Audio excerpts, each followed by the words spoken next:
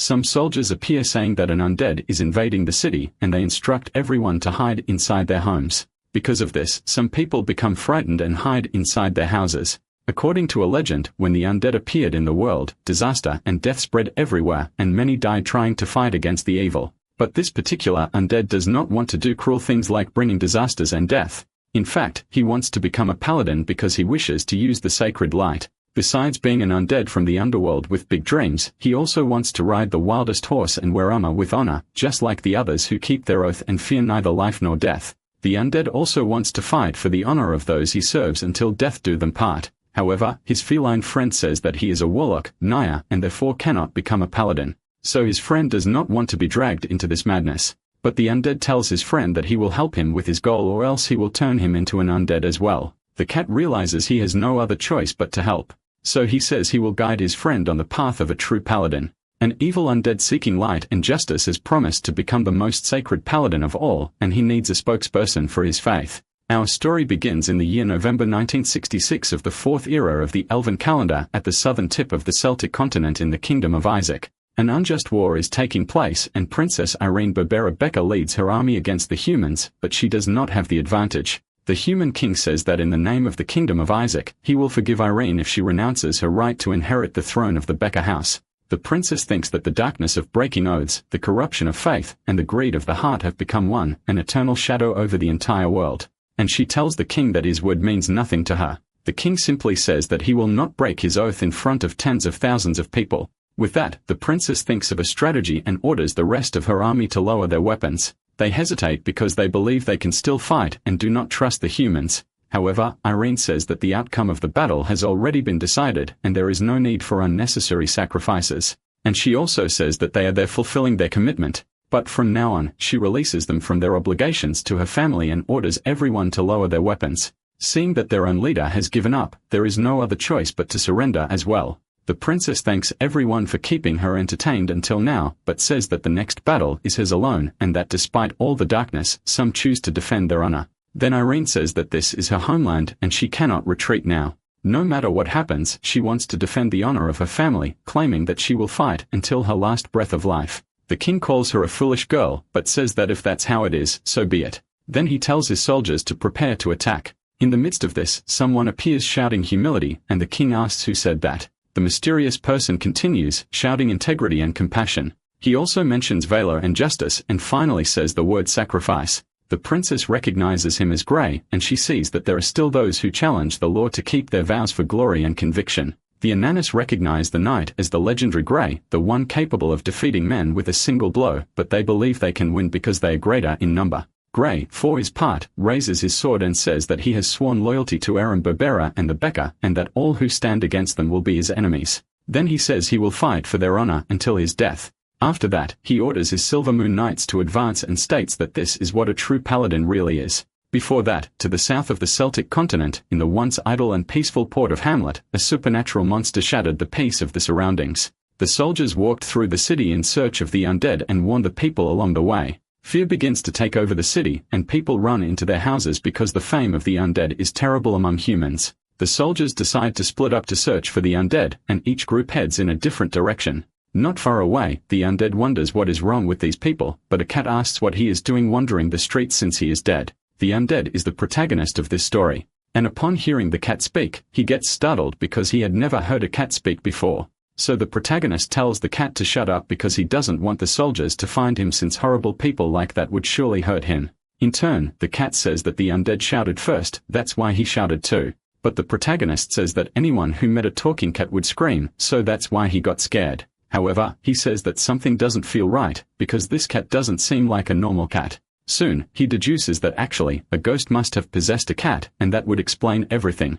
But the cat tells him not to be impressed by just anything, because many animals in this world are possessed by ghosts. Besides, the cat says that a walking skeleton is a pretty rare thing and asks if this is his first time on the surface. The skeleton asks how the cat knows that. With that, the cat says he can spot a newbie undead from afar and asks why the skeleton is on the surface instead of staying underground in the abyss and even risking getting pulverized. The protagonist says it's a long story and claims that the ghost must know that the abyss is a very dangerous place and to survive there you need good skills. He was fragile when he was born and thought that pretending to be a steady skeleton for a great lich was a good idea, so he could learn magic.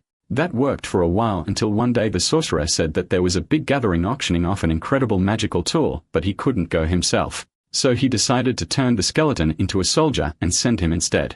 And while he was rushing through the tasks, the skeleton accidentally dropped the experimental device and the great lich became quite furious. Afraid, the protagonist decided to run away and took the opportunity to steal some treasures first. The cat is astonished upon hearing this story. Then he says that the sun is about to set and he has to leave now. So he tells the skeleton to pretend this meeting never happened.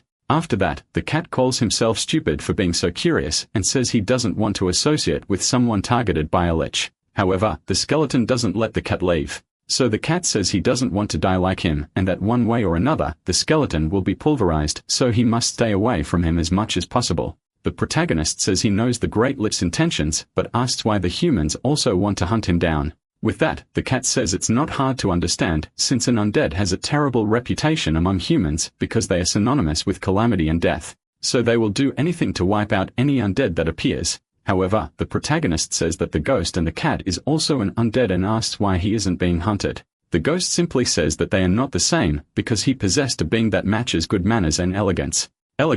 Besides being well regarded among humans, they even fulfill his wishes like offering food and affection. Therefore, the ghost doesn't think it's an exaggeration to say that he is the master of the human race. The skeleton doesn't understand anything and asks what it means to be a perfect creature and why making a different expression automatically makes a human his servant. He also asks why rolling on the ground automatically turns him into the master of humans. The cat simply walks away saying it's not good to talk to strangers, but the skeleton doesn't let him escape and says that someone is coming from the city, so they need to hide. From afar, the princess approaches on horseback. One of the soldiers says that this is the port of Hamlet. Irene says that this city feels a bit strange because all the houses are closed. Some soldiers come to receive the princess and say that they are the port guards and are looking for an infiltrated undead, and they apologize in advance for any trouble caused by it. The princess gets startled, but one of her men says that they have business to take care of, and they can't waste time. Irene says she admires the soldiers' courage, but says she must pass through now. So she and her soldiers move forward while the guards remain at the border.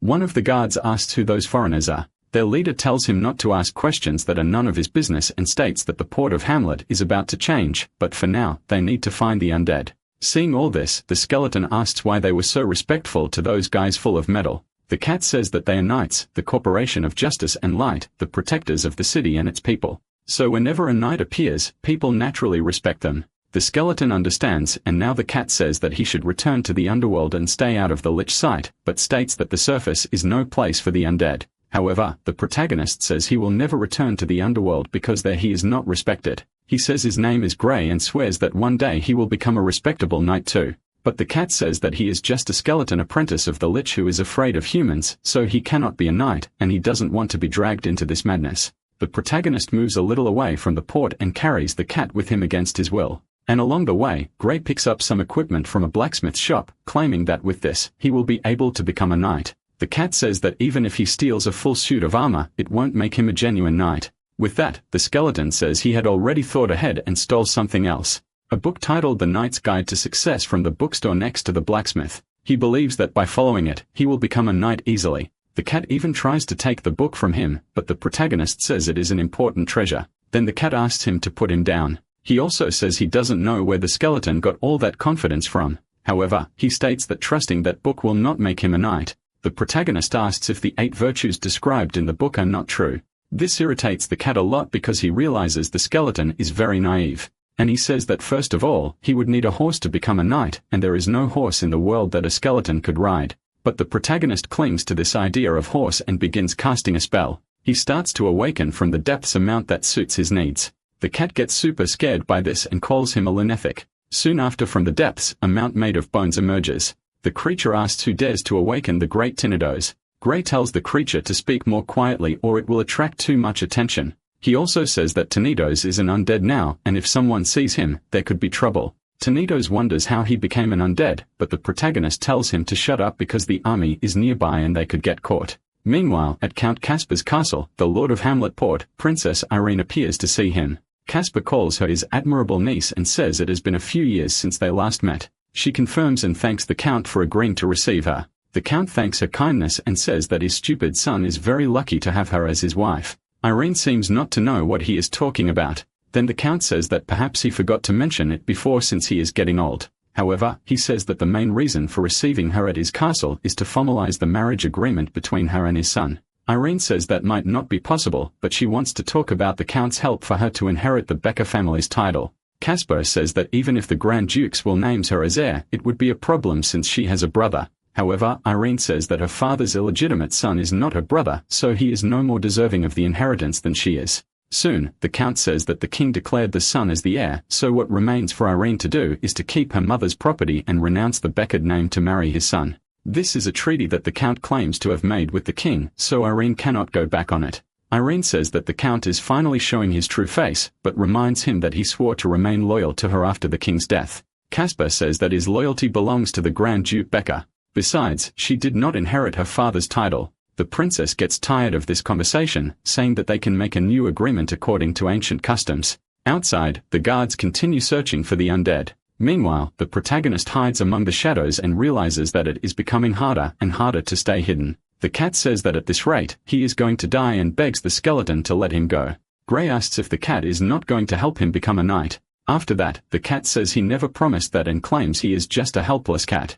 Even if he wanted to, he couldn't help. However, the protagonist completely ignores him and says he even has a set of armor for the horse. He says that the cat claimed it's impossible for an undead to become a knight, but argues that there's nothing about that in the book he stole. But the cat calls him an imbecile and says that a knight is a servant of the light, so being born of darkness could not become a knight. Gray says he doesn't worry about that after all. He knows the holy light, so he must also be part of the light, and the cat tries to convince him in every possible way. However, by this point, even Tonitos is supporting the protagonist, claiming that both of them will shine in history together, and he wants to run toward the sun again someday. With this, the cat gets tired of arguing and not being heard, and he considers simply finding another body to possess. The protagonist suggests turning him into a skeleton, so he would never feel tired again. Since an undead feels nothing, not even fatigue, the cat quickly changes his attitude after all. That's not what he wants.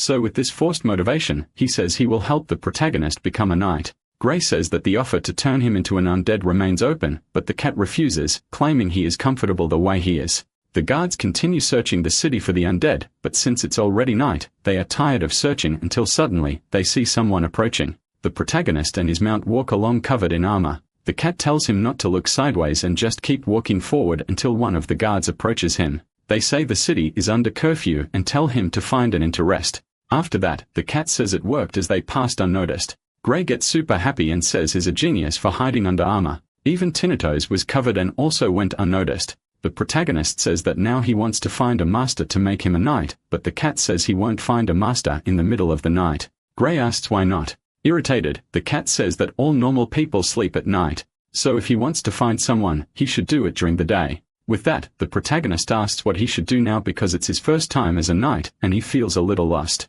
Then the cat suggests going to a tavern where humans usually go to get drunk. Back to the princess, a guard says that she has a duel tomorrow and now she needs to rest. Irene asks if they think her decision was too impulsive. The soldier says that's not the issue and says he can't understand why she agreed to such difficult terms. The princess says that Caspar would only agree under those conditions, but the soldier says that they shouldn't agree with that guy. And since the count has few men, he claims they are enough to defeat him.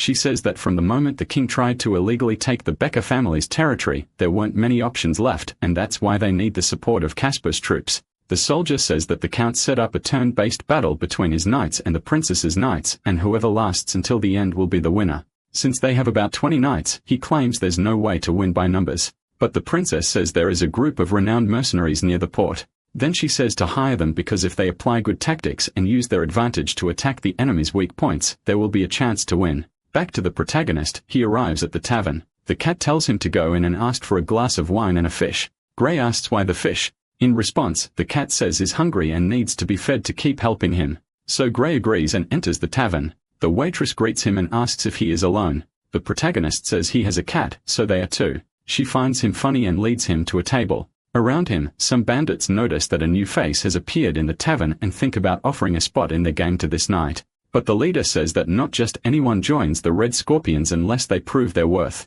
Sitting at his table, Gray is happy that the waitress called him a knight, but the cat says that was just courtesy, and anyone in armor is called that. And he asks if the protagonist has any money. Gray asks if he's talking about those metal objects humans are always picking up, and says he took some of those from the lich treasure room. The cat asks why he only took 1 coin. Gray doesn't know much about it. However, the cat says it will do for today, but knows they will have difficulties from now on. The protagonist tells him not to be pessimistic and says they can get money just like those humans at the next table. At the table, the bandits are gambling and betting. They see that the protagonist sat down at the table and has been winning everything since he arrived. Gray has no idea where he is or what he is doing, but he has the cat to help him. The cat says he is drawing too much attention and should lose a few bets on purpose. However, the protagonist doesn't want to lose since he's winning all of them. His opponents are biting with rage, calling him lucky. Until one of the opponents decides to raise the bet to 10, the cat tells the protagonist not to do it because it could cause trouble. But against all advice, Gray agrees to the bet. With that, the cat gets super irritated, claiming they are going to end up dead. After a while, Gray leaves the tavern with a pile of money and says that the cat was worrying for nothing and that he learned a lot in the underworld. However, the cat says that in the human world, winning all the time is not a good thing. Soon after, the bandits surround the protagonist, claiming he can't just leave after taking all their money. They also say that a cheater like him deserves a lesson. The cat says that's exactly what he was referring to, but Gray still doesn't understand the seriousness of the situation. Then the cat tells him not to stand still. After all, he's been chased all day. Gray says this time it's different because Tinidos is by his side and ready for action. The cat says he has the feeling the horse will fall apart after a few steps, but Gray is confident. Soon, the bandits see that the protagonist is trying to leave, and they tell him to stay and fight. In turn, Gray simply tells them to get out of the way. Then he charges forward with his horse and those who didn't move are struck. Gray uses Tenido's strength and takes the opportunity to leave the enemies behind. Tenido's strength is immense, so much so that he leaves the enemies flat on the ground. The entire gang is left fallen because they couldn't catch the protagonist until Gray is the only one still standing. And the people around see this and say that the gamblers really messed up by picking a fight with this unknown knight. One of the remaining gang members asks if the leader still thinks this knight is just a vagabond. The cat is shocked to see Tenido solve the situation alone, but Gray says he actually secretly added a few layers of magic to the horse. The next day, the duel is about to begin, and the news spreads among everyone because they hear that the lord of the city will be competing. And it's been a long time since anything exciting happened in Hamlet. The leader of the previous gang also gets excited and says someone paid them good money to participate. He tells the protagonist that with his skills, winning this tournament will be a piece of cake. Gray asks if by doing that, he will earn the title of knight. The leader says that it's not possible to participate in this tournament unless you're a knight, so the lady grants each of them a temporary knight title. But Gray doesn't like it because he wanted to have the real knight title, especially the one with the seal. On the other hand, in front of a banquet, the count enjoys himself and eats a lot, just waiting for the tournament to start until he asks his niece if she knows where this is going. Because if she loses the tournament, she will also lose any remaining honor she has. Irene says that the Becker family's reputation is none of the count's business. Casper gets irritated that she no longer calls him uncle. The princess says that if she loses, she will certainly keep her vow, but if she wins, she hopes the count won't go back on his word. Casper says he will keep it, but his expression suggests otherwise. Anyway, the person responsible for the tournament announces the rules, and each participating side has their knights. He also says that if Count Casper loses, he must swear loyalty to Lady Irene. And if she loses, she must accept the engagement with the Count's son. On the Count's side, several knights step forward to participate. But on the princess's side, there are few participants. People wonder how a dozen knights plan to fight against 100, and they even bet on the Count's victory. In turn, Casper tells Irene not to worry about it and promises he will go easy on her. Irene asks the soldier Horace if the mercenaries have arrived. He says yes, and they are waiting outside the arena. After that, the tournament begins and the fight between the knights starts. The participants fight with everything they got. After all, it is the honor of their lords that is at stake until one of them gets struck on the head and loses. With that, the first round is won by Irene. The second round begins and Irene wins once again. But after a few rounds, Casper turns the situation in his favor. Horace says they are losing because they are outnumbered and asks the princess for the opportunity to handle it. Irene says there is no need to rush and asks him to bring in the mercenaries. Soon, Horace understands that a strategy is to use the mercenaries to tire out the Count's troops. The princess says they must surpass the superior strength of the Count's forces, and since her numbers are limited, the deployment must be done carefully. After that, the mercenaries arrive, and they find it quick to be called as they hadn't even left the first game yet. Horace says this is very important for the Becker house and he hopes they will help the princess win. The mercenaries say they are paid to do their best, but they can't guarantee victory since the opponent is greater in number. With that, Horace gets super irritated for having to rely on a bunch of mercenaries until among them someone catches his attention. The protagonist asks Horace if he can make him a knight. Horace says that his lady already did that. However, Gray says he doesn't want a temporary title. He wants to be a real knight. After that, Horace says that the man in front of him is very greedy until the princess speaks and says that the title of knight is earned by merit and cannot be granted arbitrarily. But she says if he defeats 50 enemy knights, she will make him an official knight. Gray is astonished by the request. Even the cat thinks that number is an exaggeration and says that woman is asking too much. He tries to make Gray not accept, but his words are ignored by the protagonist, which leaves the cat speechless as Gray accepts without thinking twice. The princess then says they have an agreement and that she will come on him when the action begins. Even the princess's loyal squire is shocked, but he simply obeys her orders. Meanwhile, the cat asks what Gray has in his head to have accepted that. The protagonist says that tornadoes can easily take down 50 people, so he has nothing to worry about. However, the cat points out an important detail to Gray and shows that none of the other knights are fighting on horseback, meaning that for Gray to bring tornadoes into the ring, he would first have to win a ground battle. Because only the winner has the right to change the type of combat, so he asks if Gray knows anything about fencing. Gray replies that he does not. Then the cat says they need to find a way to fix that. After some time, the princess returns to her post. And as soon as she arrives, the count says he didn't expect her to trust mercenaries like the Red Scorpions and thus concludes that the Becker family is truly in decline. In turn, the princess simply says that soon the count will discover who is really in decline. After that, one of the mercenaries tells his boss that the princess wants him in the ring. Soon, their leader prepares to fight and says it's time to show what he's made of. Seeing this, the count falls into despair because his men are no match for the mercenary leader as he easily defeats the count's soldiers and shows that the strength of the mercenary should not be underestimated. After defeating some of the opponents, the mercenary leader is praised by the audience. Casper wonders who this mercenary is and how he can win so many times in a row. One of his servants says that this is the leader of the Red Scorpions known as Killer Paz. A mere mercenary going so far is truly impressive. Soon, the Duke orders that his trump card be used and claims that it's time for these mercenaries to learn the consequences of going against a count. In the audience, everyone praises Paz's performance and says that the others near him are trash. However, everyone is shocked to see the next knight the count sends out, because the count didn't send an ordinary soldier, but instead a giant monster. Even the princess is startled upon seeing this. The giant says to his opponent that he desires some fun. Thus, Paz says that before that, he needs to discuss extra fees with his lady. Meanwhile, the protagonist tries to learn how to use a sword, but finds it very difficult and even suggests using magic to make it move on its own. But the cat says that's a bad idea. Before the fight begins, much of the city falls silent as everyone is apprehensive, because a guy who looks like a monster so frightening is about to fight an opponent half his size. The announcer then says that the duel between the count and the princess is about to start and authorizes the beginning of the match. Soon after, the ogre attacks, but Paz manages to dodge the blow. He relies on his speed, both to dodge and to attack. However, his opponent surprises him, because as soon as Paz attacks, his sword breaks and he doesn't understand why. The ogre is right behind him and he thinks he needs to dodge quickly. But this time, his speed didn't help since the opponent struck with all his strength, hitting him squarely in front of everyone, including the princess, to pirate him. After being hit, Paz is greatly injured.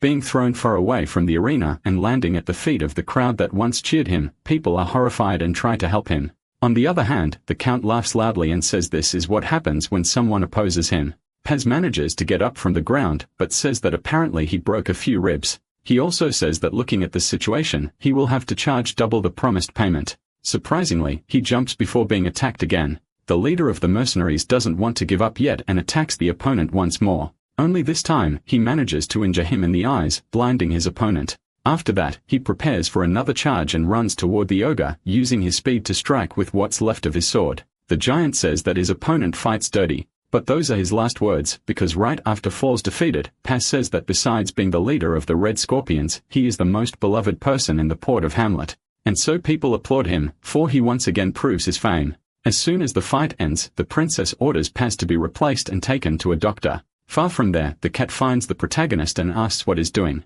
Gray says he's making a weapon because he can't use a sword. So he thought about creating something he could use. The cat says that if he doesn't hurry, the tournament will end and he won't even get to participate. Gray panics. The duel between Irene and Casper stretched until midnight. and so far, the princess has been at a disadvantage, and the count has prevailed thanks to his larger number of soldiers. Even though the mercenaries were more skilled, they lost due to exhaustion. However, their courage made them persist longer, but Paz realizes that even that won't make them win. After all, the other side has more warriors. While Paz watches the rest of the battle from the rooftop, the master of the knights approaches and calls him. He is furious with the leader of the mercenaries since half of his men surrendered halfway through the fight. Paz says they are mercenaries, not knights, and claims they were paid to fight, not to sell their lives. Upon hearing this, the master of the knights gets super irritated. But he asks, where is the guy who agreed to fight 50 enemy soldiers? Paz doesn't know how to answer and says that Gray might have gone to feed his cat. The master of the knights says this is no time for jokes, because Count Caspar just won another round.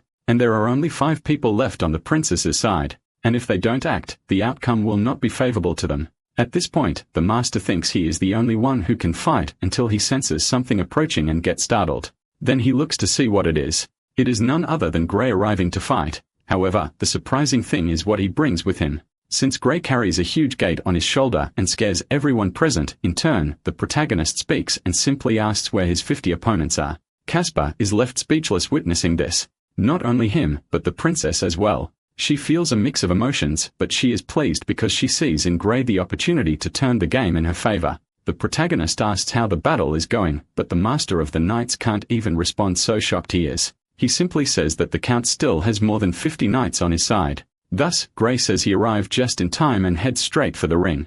After that, the protagonist drops his gate in the middle of the ring and leaves his opponent quite frightened because the count's soldier didn't expect to face something like that. Gray climbs to the top of the gate saying that he is ready for the fight, and he wants to start this as soon as possible. The opponent doesn't know how to react to this, so he simply drops his weapon on the ground saying to the protagonist that he surrenders. Thus, Gray asks who's next, but the opponents start giving up before even entering the ring. They start fighting among themselves to decide who should go first. However, no one wants to step into the ring to fight, and they prefer to argue among themselves. The count witnesses all of this and feels both nervous and afraid. He asks how the protagonist dares to rip the gate off his palace and use it as a weapon, claiming afterward that he will not tolerate such audacity. Since the protagonist technically won the first battle, he summons his horse. Thus, the count orders that his knights be sent as well, and his subordinate tells all the knights to prepare for combat. So they all form into formation. The leader says that their honor depends on this battle, and he wants to defeat this opponent as quickly as possible. Scared, the cat asks Gray what is happening, because he sees all the soldiers approaching and is left speechless. The people around also don't understand anything, especially when they see the count's palace gate right in front of them. The count himself becomes enraged seeing this and wonders what is going on. His subordinate says that some knights prefer to give up their titles rather than fight, but he says they might have a chance because they can change the mode of competition to a cavalry battle. Caspar says that if that's the only way, then he agrees to proceed with the plan. In turn, the protagonist just waits for the opponents to approach until the count comes near him and says that his strength is truly impressive. He also says he didn't imagine seeing someone like him participate in this tournament, but states that everyone present would love to see his physical skills in battle. The protagonist realizes that this wasn't part of his plan. Even the princess notices what the count is trying to do and remembers that according to the tournament rules, the winner has the right to decide how the next match will be conducted. Caspar says that if the princess doesn't accept the cavalry battle, his men won't fight, and this tournament will last forever, and he knows that's not what she wants. Then he asks the protagonist if he is willing to accept a request for a cavalry battle. Gray has one condition for that. He says that if he accepts, the count must send all his men to fight him at once. The princess is astonished by this proposal. Caspar asks if the protagonist would be willing to fight everyone remaining in a single battle. Gray says yes and states that if these guys don't stop quitting halfway through the fights, he won't be able to defeat 50 people. The master of the knights refuses to accept that Gray fights so many at once. On the other hand, confident of certain victory, the count accepts the proposal. Soon, the master thinks this is madness and cannot believe that Gray accepted it. In turn, the princess speaks and says that Gray is making such a request with great confidence. The protagonist is surprised that she said that, but he says he is certain of his victory and will do it for the princess. Then Irene tells him to show all his courage and strength against the opponents and wishes that the Holy Spirit be with him. Gray then climbs down from the gate and thanks the princess for her words until suddenly, a horse approaches. People look up and see it. Tonitos appears from the rooftop along with a cat, ready to join Gray in the battle. All the count's soldiers regroup, and their leader says that they are facing only one guy, so it's a perfect opportunity to turn the game with a single attack. Thus, they all attack at once. However, Gray dodges the blows masterfully. After escaping the enemy blades, he finally draws his sword and counterattacks the opponent from atop his horse. The opponent is surprised to be attacked. However, he realizes he was not injured and finds a strain. The cat asks why Gray is using a sword if he doesn't even know how to wield it. The protagonist apologizes, but says he just wanted to try it. This is seen by the opponents as a provocation, and their leader becomes even more enraged until the cat notices this and asks what they are going to do.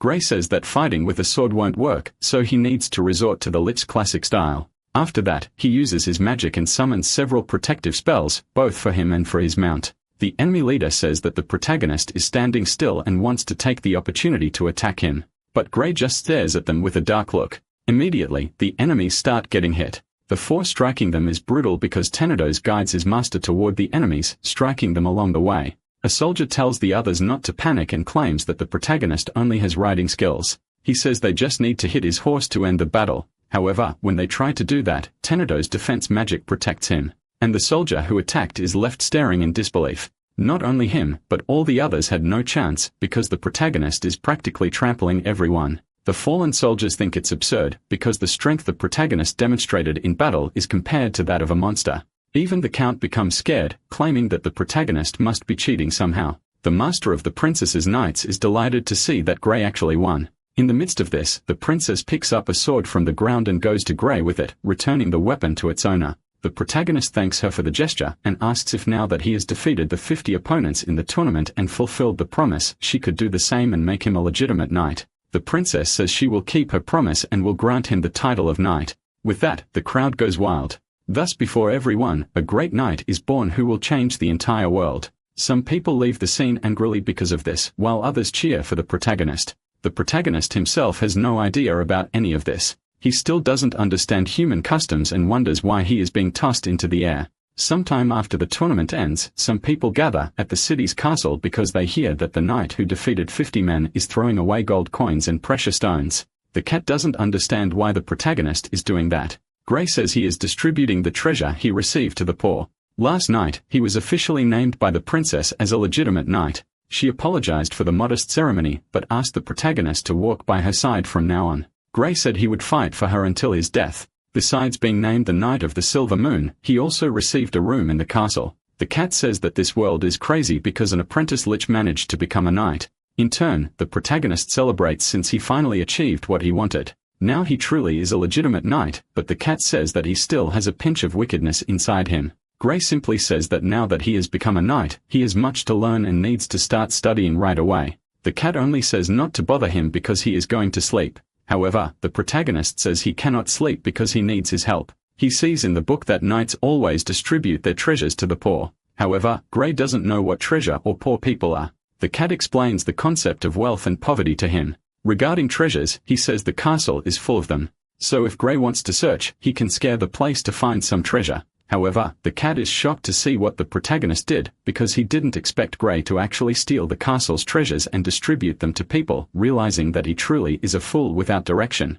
Meanwhile, in Irene's temporary office, some of her soldiers appear, and Irene asks what they want so early. A soldier named Abby Roberts and Horace, the master of knights, look a bit embarrassed. Abby Roberts, with all due respect, asks if the princess really trusts Gray. The princess says that just like the others, Abby Roberts himself witnessed Gray's bravery, so she states she needs his strength. Roberts says that they know nothing about who Gray is, much less about his past. And besides, he didn't even remove his helmet during the swearing ceremony, which raises suspicions that he might be a spy for the king. However, the princess says that if Gray were really a spy, she wouldn't be sitting there talking with them now. She also says that suspicion is not a good thing and says that Abby Roberts is her most trusted servant and she hopes not to have to speak about this matter again. But soon after, someone appears in the room, saying that the Knight of the Silver Moon stole Count Caspar's treasure and is right now distributing everything in the castle tower to the people. Upon hearing this news, the princess even breaks her quill pen. Her men notice that she is nervous and they ask if she is all right.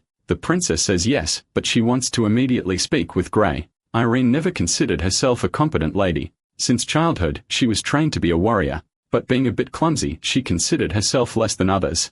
Even her fencing instructor would scold her for falling too easily, claiming that there was no way she could become the next Duchess of the Becker family being so weak. However, Irene possesses a quality she herself had not noticed. She is very good at hiding her true feelings, and she also knows how to act since an early age. As Irene walks toward the tower, she wonders what Gray is trying to do. She also thinks that Casper lost the duel, but continues to avoid delivering the oath banner. Irene wishes she could just get rid of them both, and even her guards notice her anger even though she tries to hide it. Casper reaches the protagonist first and says that he is an armored thief, not a knight. Gray defends himself, claiming that he is only doing what every knight does, distributing wealth to the poor. However, the Count says that this treasure doesn't belong to Gray, but to him. Thus, he accuses the protagonist of being a thief. Gray had no idea that the treasure he found already belonged to someone and says there was no way he could know beforehand. After all, there was no name written on it. The Count's shouting can be heard from afar, and Roberts tells the princess it's better to hurry. Of course, besides being very good at acting, Irene has another characteristic essential to being a lady. She thinks that the combination of Gray and Casper is an excellent opportunity because she has an incredible sense for recognizing timely moments. While the Count argues with Gray, the princess appears and asks if Casper requested her presence. She also says that the Count had been avoiding her and she was already thinking that he would not fulfill his promise. Casper is surprised to see her. Unlike Gray who greets her, the Count still hasn't set his anger aside. But the princess approaches him and says that if Casper refuses to fulfill his vows, it will give her the right to immediately strip him of his title. Casper is surprised by this. However, when he looks at Gray, he concludes that he was ordered by the princess to deliberately distribute his treasure to the people. Irene defends herself, claiming that she has nothing to do with it and states that she will compensate him for any damage her knight may have caused. After all, she claims that unlike others, she knows how to fulfill her duty. Casper feels humiliated by this. In any case, he hands over the document of the Oath of Loyalty, but says that the princess will not be able to fight against the king just because she has received a few troops from the Count.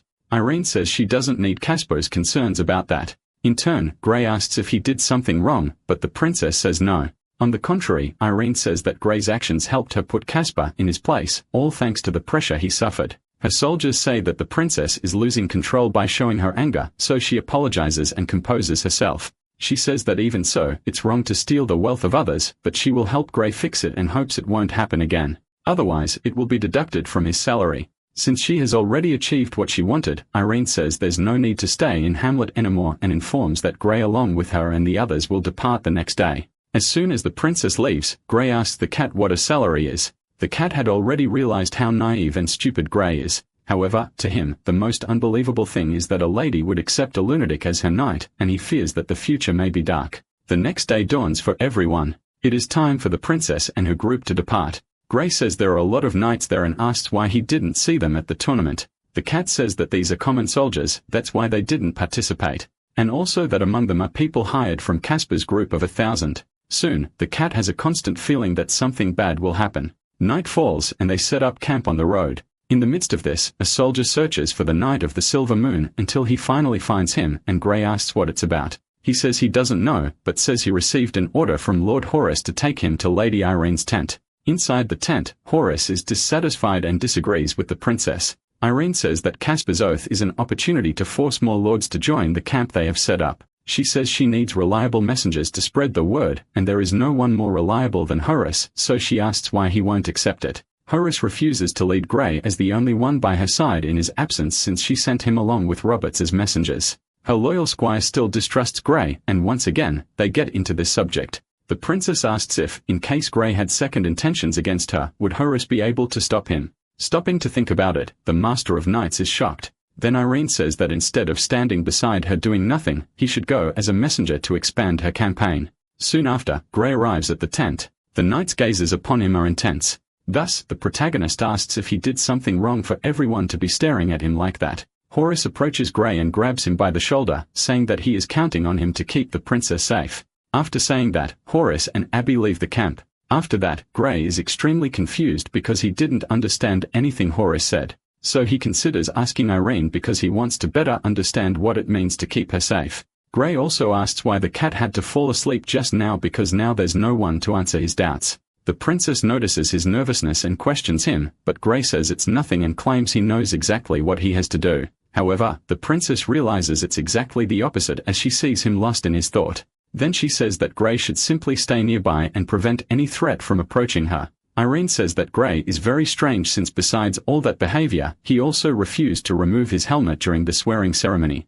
She suspects that Gray might be from another country or maybe not even human, and that if they were under different circumstances, she wouldn't accept him as a knight. However, the protagonist claims he was born in this country and tries to divert her suspicions, but Irene is smarter than she seems, and she says he doesn't need to be nervous and claims she's not doubting his identity by raising those thoughts.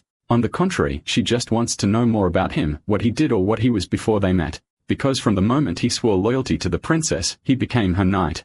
Thus, she says she will take responsibility for who he is and ensure that Gray is not abused because of it. Gray gets emotional and says that the princess is a wonderful master and he will always be loyal to her. Soon, Irene concludes that Gray is someone easy to deal with. But now she says she doesn't want to talk anymore, and it's been some time since Horace left. And she says to Gray that it's almost time to receive her guest. However, as soon as she says that, an intruder arrives from the top of the tent. He identifies his target and wants to start his cleansing operation. The Crows are a group of assassins based in the southern part of the Kingdom of Isaac. As long as someone is willing to pay, they will kill anyone. From royalty itself to the old and the weak among the Crows, an assassin named Spectre is the most feared of all. Other assassins do what they do for money, but Spectre is a monster who kills for fun. This time, his target is none other than Princess Irene. Thus, he imagines that this will be more fun than usual. However, before he can get close to her, he is stopped by the princess's bodyguard who throws his sword at him. Gray understood that he must eliminate everyone who tries to approach the princess.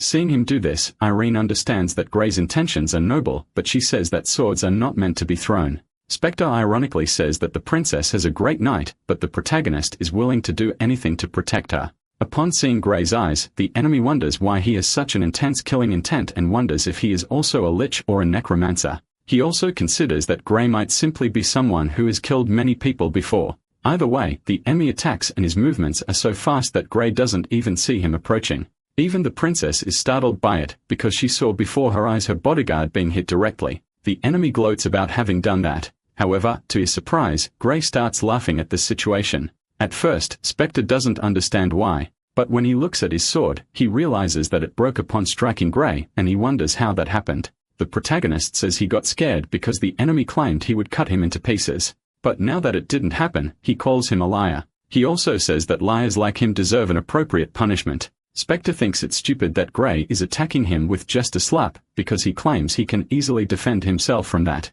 But to his surprise, that's not true, because the slap was much more aggressive than he expected. Spectre wonders what is happening. Meanwhile, the princess thinks that these two really didn't understand the situation because she saw that the assassin clearly broke his own sword in the first move. The king had the power to ensure that the illegitimate son had a right to succession. And because the illegitimate child was a boy, even with the Grand Duke's will, he was the one granted the inheritance instead of Irene. But it was obvious that this was a conspiracy as the king wanted to take possession of the Becker family's territory without shedding blood. Some people feared the king's authority, and thus no one would dare to help even knowing the truth. Others, seeing the benefits, tried to assist the feudal lords to gain an advantage from the situation. In short, ever since the day she lost her father, there have been many people wanting 16-year-old girl to disappear as quickly as possible. Thus, assassination attempts began happening frequently. Back to the present in the capital of the Becker Duchy, the White City, some soldiers spot movement approaching. Horses by the dozens run toward the fortress, and leading them is Princess Irene. The soldiers celebrate the princess's return, and Seed opened the gates for her. A girl sees Irene's arrival and says that as expected, she returned alive. And she even heard that Irene found a brave knight during her trip to Hamlet Port. Therefore, she wants to see with her own eyes if the rumors about this knight are true. Shortly after, Irene enters through the gates accompanied by her soldiers, and the people around salute her return. And not only that, but they also see the Knight of the Silver Moon who defeated 50 of the Count's enemies. Meanwhile, the cat asks if Gray understood what Irene said the night before. Being honest, the protagonist says he didn't understand anything because she used many words whose mean he doesn't know. But one thing he did understand, that he must defeat the king or he will lose the knight title he earned. Right after that, he comes across the palace and he is dazzled by what he sees. Along the way, he notices some people who are different from what he is used to. Since everything there is lively and cheerful, Gray says he feels very comfortable. Irene hears him and says she will take it as a compliment. She says that the White City is a lively place and that's why she must protect it to keep it as it is. Speaking of which, she says she will prepare a new armor for Gray as soon as they arrive at the castle and asks if he has any specific request. The protagonist doesn't know what to answer. Irene says that now that he is considered an important member of her family, his outfit must be worthy and the armor must be made in a proper style. The The protagonist says he doesn't know much about that, so he will agree to accept whatever she prefers. The princess says there is one more thing. After they settle in, she will invite all the nobles to a dancing banquet. After all, it's important to let those people know that she returned alive with her troops and horses. Therefore, as a guardian knight, Irene invites Gray to dance with her, because she believes many people will want to meet him. So he must be prepared. From high above the city, an angel observes everything and says that the target has been located, an immature lich. Now the processes must be applied. He also says that according to the Greyston Treaty, the angels signed with the lich before mutilating the humans. They must observe the situation and avoid any type of action against it. At another moment already in his quarters, the protagonist stands before his new armor. He says it even looks like an ancient ruin of magnificent design. In turn, the cat can't believe they simply measured the size of the old armor and remade it, and he ironically praises Irene's generosity. But the protagonist doesn't notice the irony and says that his lady is indeed very generous. Soon, the cat reminds him that Irene invited him to dance at the ball and asks if he is prepared. Confused, Gray asks what a ball is. The cat says it's a dancing banquet, a party where everyone gathers and dances. Gray asks what dancing is and the cat tries to make a demonstration. Seeing the movements, the protagonist tries to imitate them and says it looks more like a mystical ritual, but he says it's very fun. Then someone appears and asks Gray if he is ready. He tells the maid to wait a moment. After quickly putting on his armor, he answers the door. The girl introduces herself as the Princess Irene's maid and says she is there to escort him to her. Then she leads Gray to the princess's quarters, and as soon as they arrive there, she announces the arrival of the Knight of the Silver Moon. As soon as Gray sees her, he is dazzled and the princess receives him, dismissing the maid afterward. Seeing Irene all dressed up, the protagonist falls in love with so much beauty. He looks at her dress from top to bottom, paying attention to every detail of the outfit, and is shocked by the richness of the details. Because all he can think is that the fabric is beautiful and would be sensational for a mage's robe, completely ignoring Irene herself. Anyway, the princess asks if he is ready. Gray says yes. Soon after, she invites him to walk down the stairs and extends her hand for him to take. However, the protagonist's lack of knowledge about these things prevents him from proceeding. He asks the cat why Irene is just standing there, as she said they would walk down the stairs together. The cat simply says to take her hand. Gray doesn't understand why, but the cat tells him to stop asking questions and just take her hand quickly. Before the princess could get angry with him, Gray takes her hand and thus descends the stairs with her. The protagonist takes the opportunity to compliment her dress. Irene thanks her knight for the compliment, but she is surprised when he asks to wear her dress. The princess doesn't understand what Gray wants, but he insists on the request and asks if he can wear her dress. Irene asks if he really wants to wear a dress. Gray asks what's the problem. Soon, the princess says that he is a man and shouldn't wear a dress, but Gray doesn't understand what would prevent him. This leaves the princess very confused, and Gray himself is confused after all. He doesn't understand human customs. The cat approaches and says he will be exposed if he continues acting weird. Thus, Gray covers it up and changes the subject, claiming he needs nothing but his armor. On the other hand, the princess notices that at no time has Gray removed his helmet or spoken of his past. And now the fact that he wants to try on a dress makes the princess wonder if instead of Gray, he might actually be Grace. After that, they present themselves to the others. A young man announces the presence of the princess and she descends hand in hand with her knight. Soon, the two stand before the guest and everyone salutes the princess, bowing before her. However, not everyone apparently likes seeing Gray, since a man knows what he did at the tournament and doesn't like seeing him with the princess. In turn, Irene is pleased. She welcomes everyone and says that this is the 13th commemorative ball of the Becker family and hopes that everyone enjoys the event. She also says she hopes to have a good relationship with the other invited families and also wants to use this opportunity to resolve some unresolved issues. Seeing the princess's posture, the girl from earlier says to her grandfather that Irene is targeting him. Her grandfather knows and says it's fine. The protagonist asks the princess who that old man is. She says that he is Lord Gregory, the third of the Atwood. His family is famous for having a long history of military strength, and he was also the first candidate to win the battle against the king. But Gregory decided to refuse the princess's invitation. Gray asks if she feels bad about it, but the princess says it's fine. With that, she walks over to Gregory and says that the fact he is there tonight means she still has a chance to convince him. Then Irene goes to the man and greets him, calling him uncle. Gregory says it's been a while since he saw her.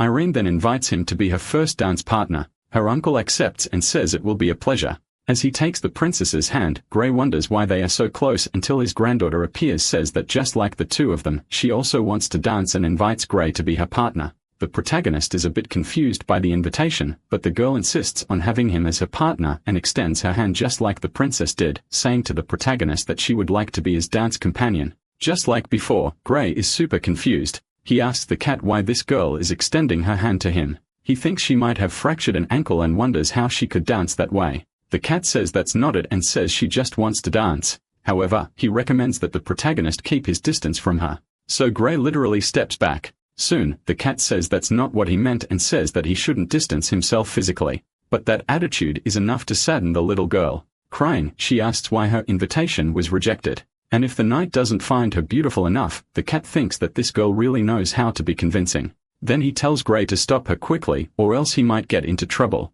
The people around start wondering why someone rejected a request from Miss Shelley, who is considered the most beautiful girl in the world. Gray approaches and says he has no problem with her appearance and claims it was just a misunderstanding. Then he extends his hand to her, inviting her to dance. After that, he asks the cat if he did the right thing. The cat says that he has no way out and he'll have to dance to the music now. Shelley stands up and says it will be an honor to accept the invitation.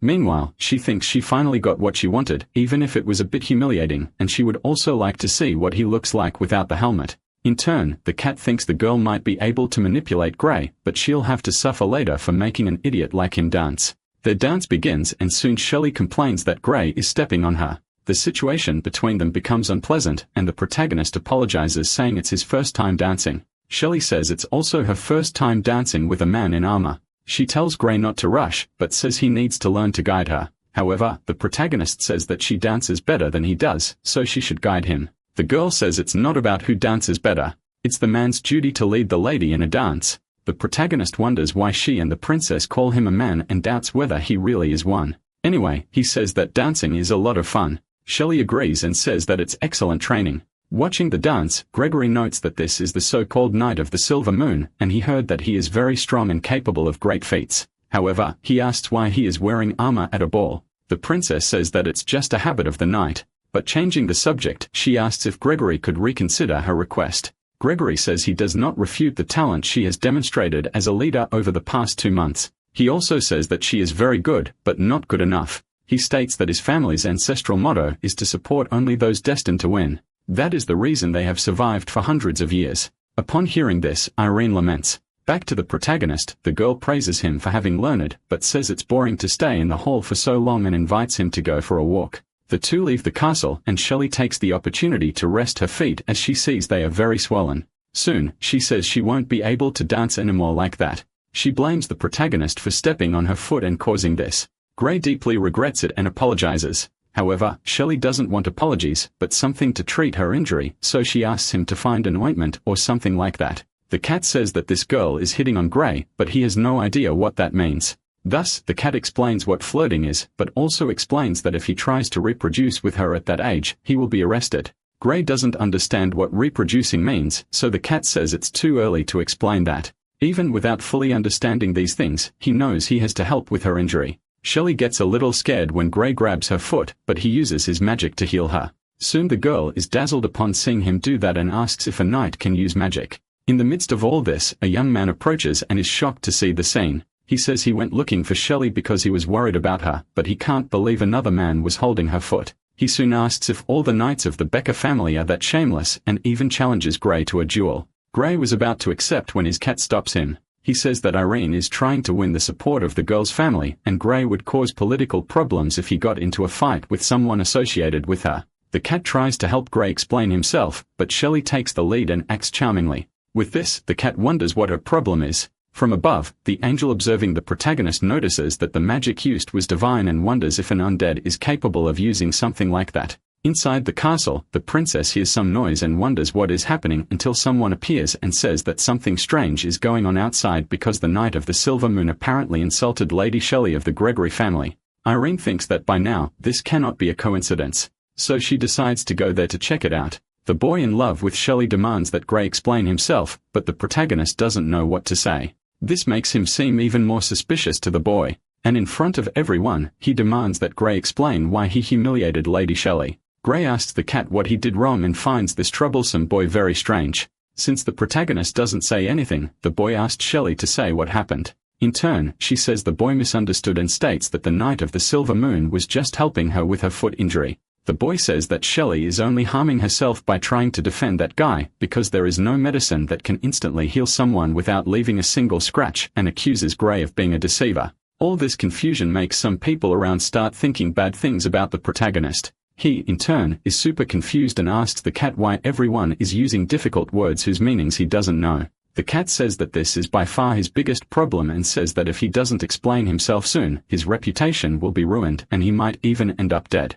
In the midst of the confusion, the princess appears and asks what is happening. Gray sees her arrival as a light at the end of the tunnel and asks for help, claiming that everyone is saying things he doesn't understand. The troublesome boy says that this night is unacceptable. Irene then asks what is going on. Helk says he went to the garden and witnessed this knight hitting on Shelley. Gregory asks his granddaughter if she was touched by the knight. The princess tells her uncle to calm down and she wants to hear what Gray has to say. The protagonist says that he had stepped on Shelley's foot while dancing with her and ended up hurting her, so he was just helping her with the injury.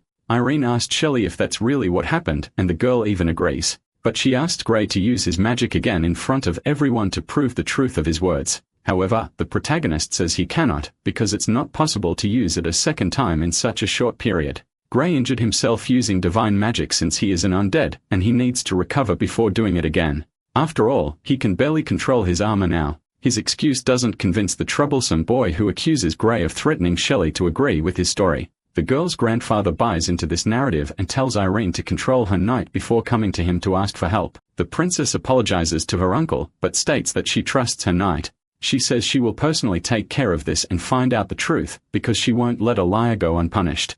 And if she discovers that someone is tarnishing the name of the Becker family, she will make that person pay. The troublesome boy trembles at this statement. Gregory says that for now, it's better for the princess to stay out of his family's affairs and call Shelley to leave with him. The next morning after the ball, a troop marches toward the castle. Horace says that Count Felder has arrived to help with his army, and he states that now that the military strength of the three counts of the Becker Duchy is in the White City, the situation will be in their favor. The princess says that she had just returned to the city and Edward Felder came right afterward, and she thinks that's too much of a coincidence. By the way, she asks what the origin of the guy who accused Gray last night is. Horace says that was Matthew of the Modine family, one of Shelley's fanatic suitors, and states that he accused Gray out of pure jealousy. Irene says that at the moment she has no further concerns and now she wants to go greet Count Felder. Then she goes to the gate to speak with her uncle Felder. Felder asks if he is very late, but she says no, that this is the perfect time. Speaking of which, he asks if Gregory made his opposition clear.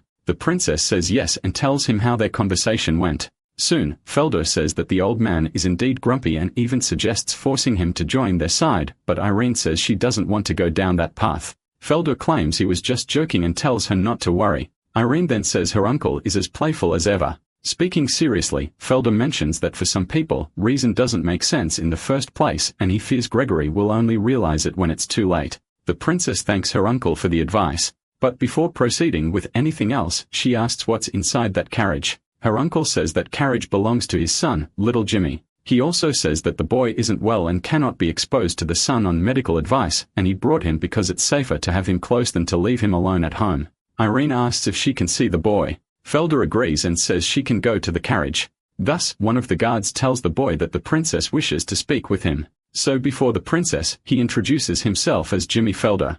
Irene says that she caused some trouble for his father and apologizes for that. Jimmy says it's fine and affirms that it was all his father's will. After meeting him, Irene says that her uncle has a very cute son, and the boy's father says that everyone says that after meeting his boy, since they had a long journey, the princess invites them into the castle. And then everyone heads inside. Already in her meeting room, Horace says that Felder's help is another card in her favor, and with that, the situation has improved. However, the princess doesn't seem satisfied with it. Horace says she's uneasy about something and asks if he can help somehow. Irene says that she finds it too coincidental that Felder appeared now and that his son has a pleasant appearance, but nothing like the father. And more importantly, she noticed the boy's white hair. Elsewhere in the castle, Matthew Modine walks through the corridors and reaches Felder's quarters. The Count asks what the boy is doing there and already knows what he did. Matthew apologizes, but says he never imagined that Irene would defend the Knight of the Silver Moon. Soon he begs for another chance and promises he will get rid of that knight from the Becker family's guard.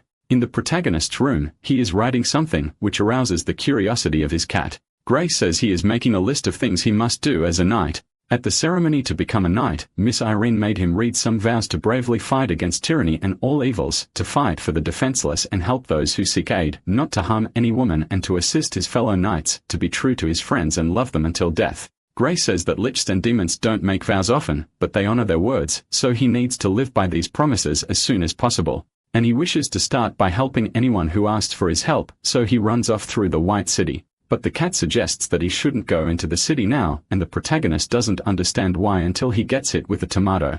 Gray's reputation among the people is not good. Some see him as an infamous scoundrel who shouldn't even dare to step on the city streets because he is now known as a manipulator of young girls. Gray asks why the people's reception changed so suddenly. The cat says he doesn't think it has anything to do with him personally. He also says that after the ball, rumors started spreading about him throughout the White City, but it wasn't an attack. It came from the Becker family. That's why people think Gray is bad because of these rumors. The protagonist feels bad, but the cat tries to console him and says it's better to let those people believe the rumors when they don't even care to know the truth. From afar, the one responsible for spreading these rumors watches Gray. His friend says that the knight has a very strong mind and isn't even nervous, but Matthew says it doesn't matter because a group is ready to kill him. While the protagonist walks through the streets, he says they are very busy except for the strange looks people are giving him. The cat says that Gray should return to the princess and report this to her. Until at a certain moment, a boy runs up and calls for him and asks for the help of the white-armored knight.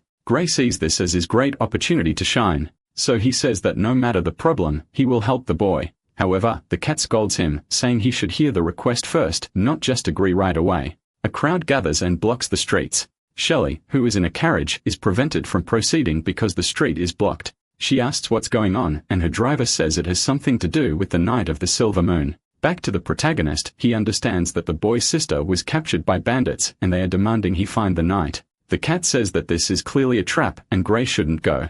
But the protagonist says the boy asked for his help, and he cannot refuse and just stand by doing nothing. As soon as he arrives, the gang of boys says that the knight actually came, and they call him an idiot. Gray says he heard something about bandits, but he only sees a bunch of kids. The boy says he did what they agreed to, and now he wants his sister back. Then the kidnapper says he's a man of his word and throws the sister with full force. Her brother gets very worried about her, but the protagonist intervenes in her favor and catches the girl before she hits the ground. After that, Gray asks if she's okay, and the girl says yes. Then he puts her down safely and asks if all these boys who tried to set him up are unarmed. The leader of the gang simply laughs at the situation, and the boy who led the protagonist there apologizes for what he's about to do, but says he is under threat. Right after, he shouts for everyone to hear that the Night of the Silver Moon tried to kidnap someone. The leader of the gang reinforces it, saying that this knight doesn't even spare children. The girl who had been kidnapped starts demanding that Gray let her go. Very confused by all this, the protagonist asks what is happening. Some angry people surround the protagonist intending to lynch him in the town square, and they try to pull him off his horse. Gray insists that he didn't do anything wrong. The little girl who was the bait convinces everyone that she was in danger. Meanwhile, her brother moves away and enters an alley. The leader of the gang calls him, telling the boy to report the situation to the young master, saying that with this job, they will get a lot of money. The boy even feels a little sorry for the knight, but also thinks about the reward. However, he is caught red-handed because Shelley arrives just in time to stop him from reporting and says that the boy is fully aware that he is doing something wrong. He asks who she is, but Shelley says it doesn't matter who she is and instead asks who the young master is that promised to pay for this service. Afraid, the boy even starts to cry. Not much different, the protagonist also becomes apprehensive in the midst of this situation. He was captured by the townspeople who keep scolding him because they believe he is a bad man. Even the cat got caught up in this and is also taking the blame. As he is being taken away, the people start speaking all kinds of absurdities about Gray, and they want Princess Erin to deal with his case. However, something surprises them. Shelley appears in the middle of the commotion, and the man leading this riot is stunned to see her. They know she's the girl from the rumors and wonder what a noble is doing there. Shelley asks why so many people are gathered. The leader says they are about to teach a lesson to the knight who intimidated her. Soon after, she asks if they are referring to the Silver Moon Knight, because if that's the case, she states they are mistaken since this knight didn't mistreat her, but rather helped her. The leader of the movement confronts her saying that everyone in town is saying the opposite. Not only that, but this knight was just caught trying to kidnap a little girl. Upon hearing this, Shelley asks to see this supposed little girl. Then a woman presents the girl and says that Shelley can ask her anything, and the girl will confirm the story. Thus, Shelley approaches the girl. The girl starts saying several things. However, Shelley reveals that this child is actually a con artist. She shows everyone that it wasn't a girl at all. It was actually a boy wearing a wig. Everyone is left in shock after learning this. In turn, Shelley says they were tricked by a scammer. She also tells her soldier to bring the others as well. Shortly after, the entire gang appears, exactly the same ones who had screamed for help. Shelley says they are just victims too since they heard the rumors and decided to play a prank. Somewhat embarrassed, they confirm the story. Soon, the people realize they had been deceived and almost harmed an innocent person. Shelley states that they are being used to do evil and orders them to untie the knight. By the way, she says that when Princess Irene granted Grey the title of knight, she also gave him the title of baronet and a thief. In other words, these people insulted the honor of a baron without any reason. And as a baron, he has the right to punish each of them. Fear takes over everyone, and they try to justify themselves. In turn, Grey asks if he really should punish these people. Shelley replies that he should. Thus, having dared to insult his honor as a knight, Grey declares that he will punish them all. Soon, they start begging for forgiveness, promising that it will never happen again. However, Grey says it's too late now and mercy is not something criminals can beg for. But he has an idea. Grey modifies the sign the people had made him carry and says that now they must carry this sign wherever he goes, and only then will they be forgiven. The people can't believe what they heard and are shocked. Even Shelley is impressed by such an attitude. She says Grey is very funny, thinking that he is simply solving this situation with humor. But seriously, Grey says that he will keep his knight's word and will grant forgiveness to those who obey what he said. Watching all this from above, Felder tells Matthew that this is what happens when you give someone a second chance. After all the trouble passes and the misunderstanding is resolved, Grey thanks Shelley for her help. She says she didn't do anything special and just repaid the favor from before. By the way, Shelley says it would be better if Grey reported this to the princess. She didn't say anything in front of everyone, but the person who framed him was the young Master Matthew from the internal Becca camp. He approached her at the ball, and Shelley fears that Matthew's purpose was to alienate Irene, so he should be investigated. The cat says that this girl is strange and remembers that her family refused to join the Beccas, so he wants to understand why she is helping Grey. Grey then questions her, and Shelley says that if she got too close, she could drag her family into a war. However, she sees no harm in telling Grey all this.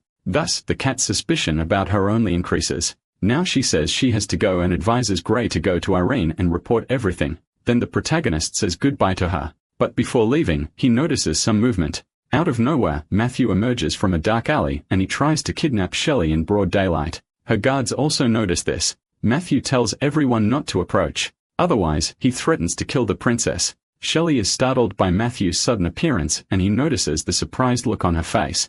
Matthew claims he did everything he could to keep her out of this war, but says Shelley's mistake was meddling where she wasn't called. He also says he was abandoned by his lord and blamed Shelley because besides helping some random knight, she also dragged her family into a war they didn't even want to be part of. The guards call him crazy upon hearing these accusations. Matthew says he is crazy indeed, and says that even though he failed to sow discord, if he can eliminate that idiot knight, then the Lord will be happy to welcome him back. He knows the knight is strong enough and declares that he will let Shelley go if Grey tears off one of his arms or legs. Shelley says Matthew truly is insane and thinks that Grey isn't her subordinate, so he wouldn't do something like that for her. Regardless, Matthew demands that Grey sacrifices himself, claiming that a true knight should not just stand there and watch a lady die. The protagonist understands the demand and says that if that is the demand, he will accept removing one of his arms to save Shelley. He claims it's just an arm and a leg.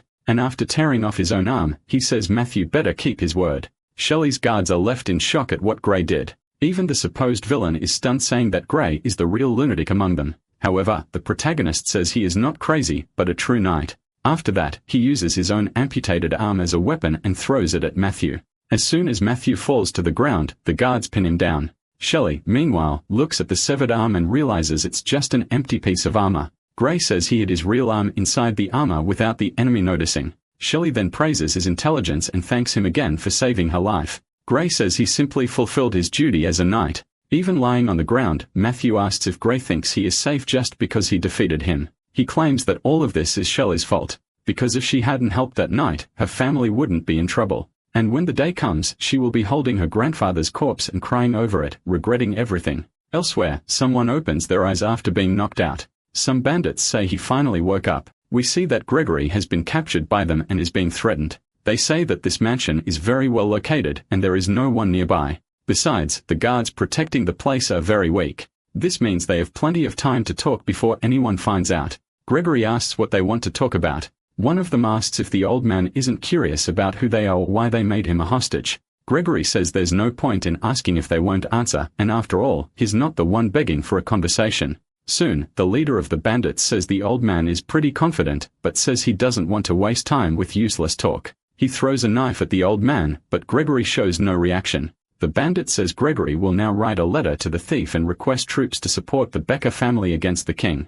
Gregory doesn't understand the request after all. This bandit isn't even one of Irene's men. But the bandit says the old man shouldn't worry about who they are, and that all he needs to do now is send the letter. Even under threat, Gregory refuses. The bandit says he has no choice and claims that his powerful title of count won't help him in this situation. Then he threatens to kill everyone in the mansion if the old man doesn't write the letter, but Gregory says that if he dies, the bandit won't have his seal.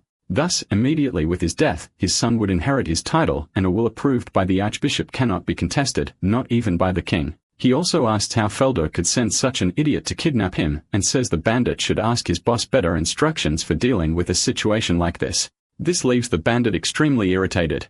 In Becker Castle, Irene talks with her uncle, saying they need to discuss the distribution of the troops and also about the formation against the king, until a messenger enters the room saying he has something important because a message has just arrived for Lord Felder. Felder asks for a moment of leave and steps out to see what it's about. Irene thinks about what this message could be. Then she asks Roberts to send Horace to follow her uncle's messenger along with other men. Felder reads the letter that has just arrived. Judging by the words written as expected, Gregory found out that he was the one behind it.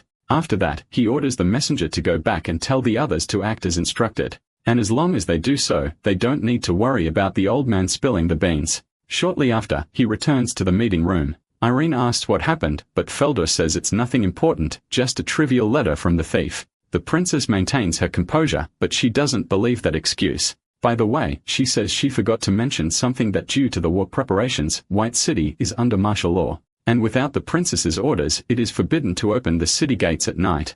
Thus, she becomes curious about how her uncle's messenger entered the city and questions him about it. Back at Gregory's mansion, one of the bandits asks why after so long, the messenger still hasn't returned. Until looking through the window, he tells his boss that someone has come back, but it's not the messenger. It's a girl. The boss says that's Shelley, a girl from the old man's family. Shelley enters the house and says she's back, but she sees that the corridor ahead of her is very dark, and there isn't a single candle lit. Besides that, no one came to greet her. She remembers that she warned her grandfather not to trust the maids from White City, and later she plans to fire them all. Right behind her, the leader of the bandits appears and immediately captures the girl, saying that this is a true gift from the gods. Gregory sees his granddaughter and is surprised. The girl can only mumble since her mouth is gagged. The gang leader says that the old man is hard to convince, but now that his granddaughter is there, the situation changes, and he claims that everyone in the city knows how much the old man spoils this girl. Simne asks if the old man knows what will happen to her if he doesn't write the letter.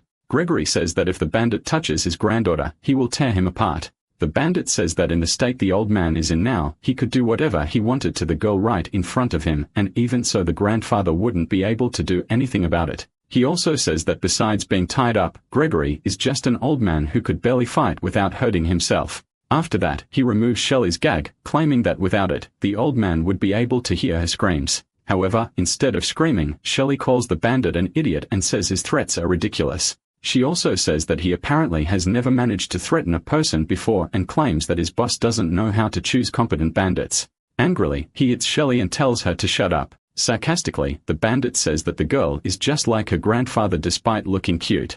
She has a fierce mind. Now he says he will show whether his threats work or not. Shelley is not intimidated by him, and the bandit calls her stubborn. But before he could do anything, the protagonist cat appears and interferes, scratching his face and preventing him from harming the girl. Not only that, but the cat calls for Grey. Soon, a magical portal opens on the ground. The gang leader doesn't understand what's happening and is completely lost like a blind man in a shootout. A flashback reveals that before entering, Shelley had arranged a plan with the protagonist. Grey suggested going in and saving everyone, but Shelley said that the mansion is big and has many rooms, so it wouldn't be possible to know exactly where her grandfather was being held. So the protagonist asked how he could proceed. In that case, Shelley suggested going in alone and letting herself be captured till she would be taken to where her grandfather was, and then Grey would have to find a way to enter afterward. The protagonist said that his armor is heavy and noisy, so he couldn't sneak in. But if he could find the right location, he could go straight there as long as she managed to keep the cat with her. The cat didn't agree with that because he didn't want to be used as bait. However, the protagonist said he only needed to keep this around his neck. This amulet is a device stolen from the lich, and when she found Gregory's location, he should throw the amulet on the ground and call Gray's name. Back to the present, the bandit wonders how someone could appear out of nowhere like that. Shelley thinks that this is definitely magic since she has seen Gray use magic before. The protagonist says that in the end, all sins will be removed and all souls will ascend. There is not a single space for shadows where the sunlight touches. He, the Silver Moon Knight in the name of the Holy Spirit, will cast sanctions against the enemies. From above, the angel continues to observe the protagonist. He is a messenger of the divine spirit who usually passes through this road, and he is impressed by what he sees. The protagonist manifested physically before his enemies and scared them quite a bit. One of the bandits approaches the boss and says that this is the Silver Moon Knight, the same one who has been in the spotlight lately for great deeds. The boss asks if he's scared and says that even if this knight is strong, he is still alone, and orders everyone to attack together to defeat him. Soon, the bandits charge toward the protagonist and Gray simply waits for them to get closer. He barely moves when attacked and uses strategy to turn the situation in his favor. As soon as the enemy is where Gray wants him, he strikes him with his sword, throwing the enemy far away. Their boss gets super irritated, but tells his men not to be afraid, claiming that the knight has only physical strength and nothing more. Thus, once they surround him, they'll have the advantage. However, the protagonist disagrees with that. He is attacked by the enemy, but the hand of the bandit leader gets trapped by a magical chain to the point that he can't move. Gray spares no magical effort since he's not good at close combat. He relies on his magic to fight the enemies. Shortly after, he defeats them all. Thus, Shelley and her grandfather are freed, and they can talk to each other as much as they want. However, Gregory hasn't forgotten about Gray and remembers that he was the one who caused a commotion with his granddaughter, Ederine's ball. Not only that, but the fact that he appeared suddenly and the magical light-infused chains used in battle catch the old man's attention even more. Gregory thinks that the only human in this world capable of freely using magic is a paladin of the Sacred Order. So if Irene managed to gain favor from the Sacred Order, it's natural that she wouldn't want to make it public. So Gregory concludes that he needs to re-examine the Becker family and the princess's abilities. In turn, the protagonist asks what he should do with the bandits. Shelley says she'll take care of it. But before doing anything, she asks if the leader's name is Eddie Daniel. The bandit asks how she knows that. Shelley says she knows a lot of things after all. She's a free woman and can find and know many strange things these days. She says she knows that Daniel's sister is the same age as her and lives on Sephora Street, number 38, and also that his mother is blind. Daniel becomes desperate and begs Shelley not to do anything to his family, claiming that they have nothing to do with his business. Shelley says she wouldn't do that after all. Those people have nothing against her, but she asks what will happen to the witnesses who were ordered to attack her family. Because now that the mission failed, even she knows who Daniel is and knows everything about his family, meaning whoever sent him must know too. Then Shelley offers two options. The first is to reveal the identity of who sent him, and the second is to die right there along with the incriminating evidence against himself. Daniel says that opposing the contractor is the same as dying and having his family wiped out, and he hopes Shelley keeps her word and doesn't harm his family. Right after, Daniel bites his own tongue because he would rather do that than tell the truth. Shelley finds the way he chose to escape pathetic until she notices something different. Her grandfather says that the Becker family is outside to take care of this. He also says that Irene wastes no time and apparently she was following the messenger who was sent to the thief. Then he says that they should go meet them because there's no reason to keep waiting.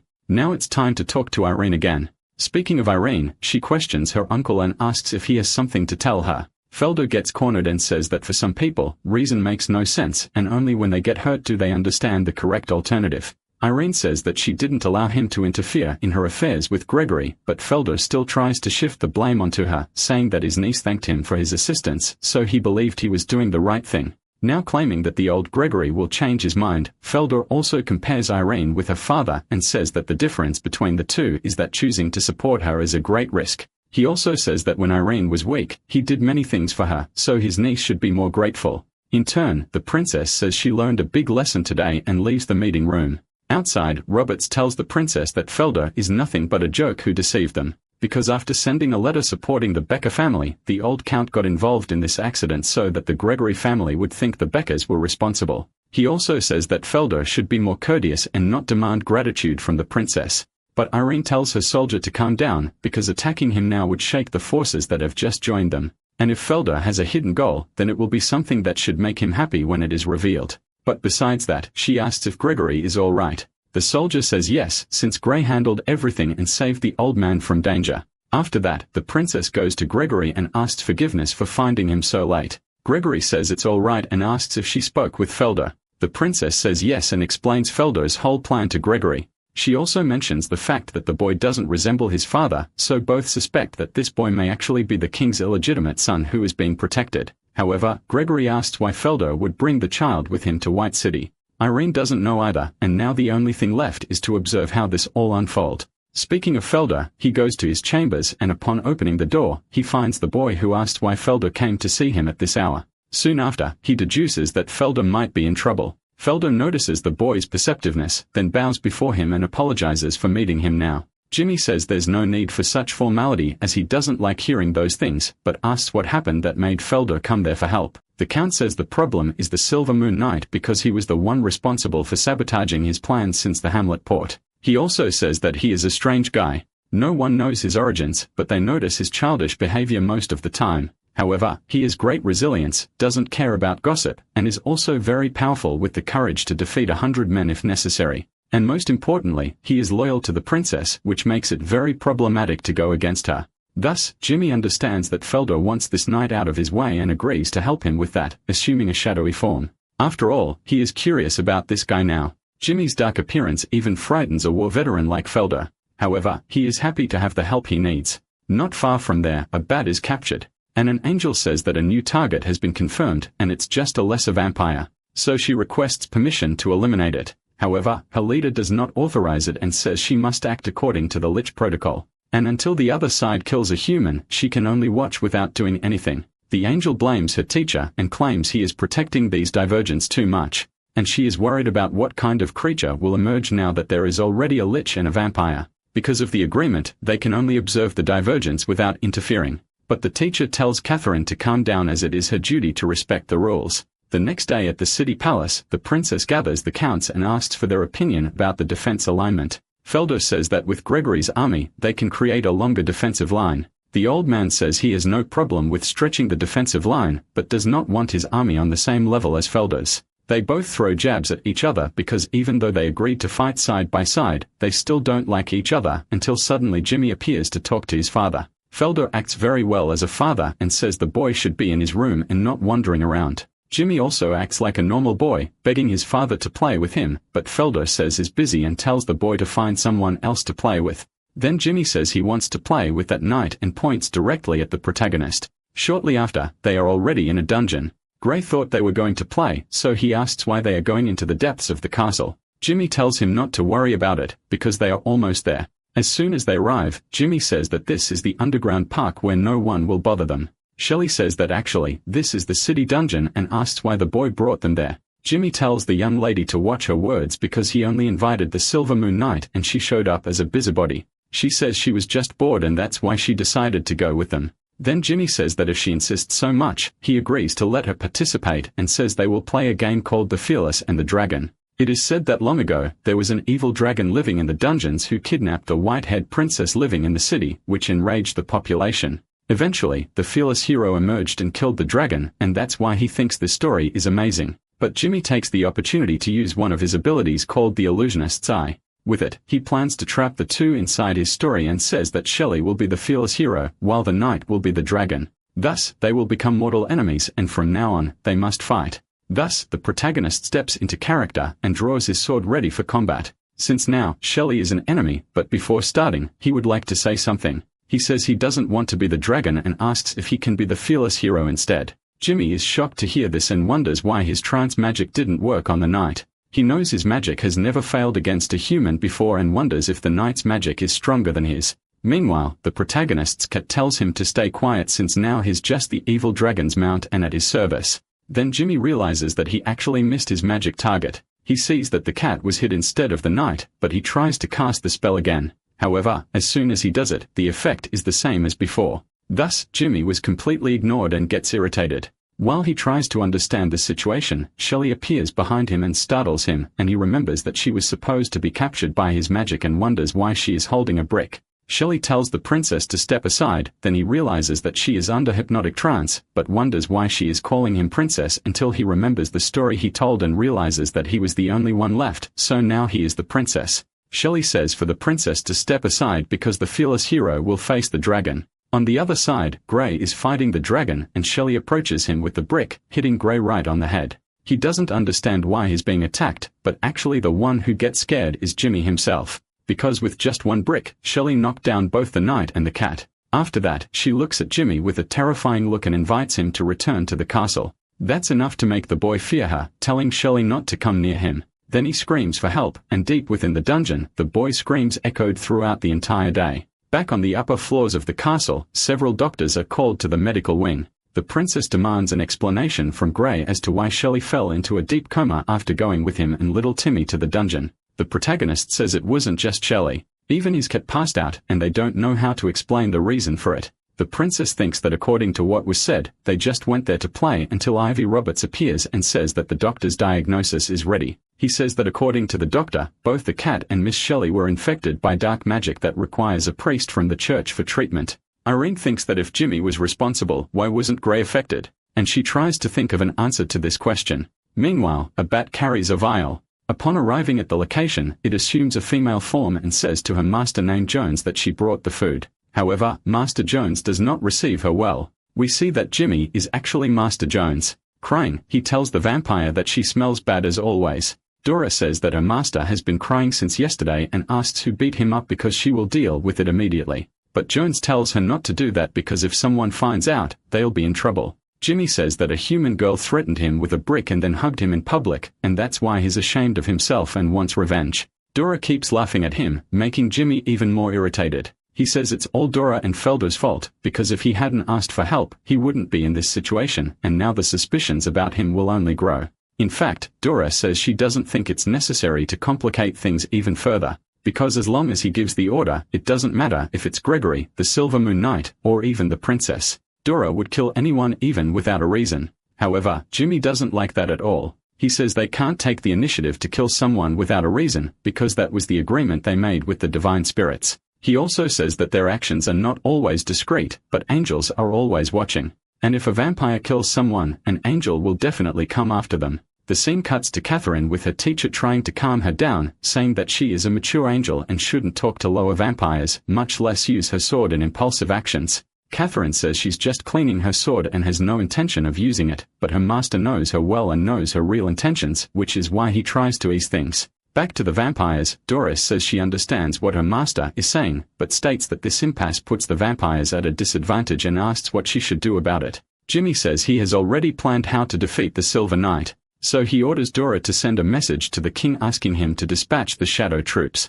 Then Jimmy drinks the blood and finds it horrible because it tastes like wine, claiming that he hates alcohol. Dora says that this blood was taken from a drunk because that way it wouldn't raise any suspicions, and there are even vampires in the north using pig's blood. Jimmy says he's a pure blood vampire and doesn't like that idea at all. He also says that he will revive the great race of true blood because he is the hope of the vampires. Dora gets super happy upon hearing her master say that. However, the next morning, Jimmy gets startled when he wakes up, because he comes face to face with Gray and asks what he's doing in his room. The protagonist says he was ordered to play with him, and the princess told him to take care of the boy. Irene also said that the game they played last time was too dangerous, so this time, they need to play something lighter. That's why Grace says he will stay with Jimmy in the absence of his father and invites him to go for a walk outdoors under the sunlight. However, judging by Jimmy's reaction, apparently, the road to the rebirth of the pure blood race still has a long way to go.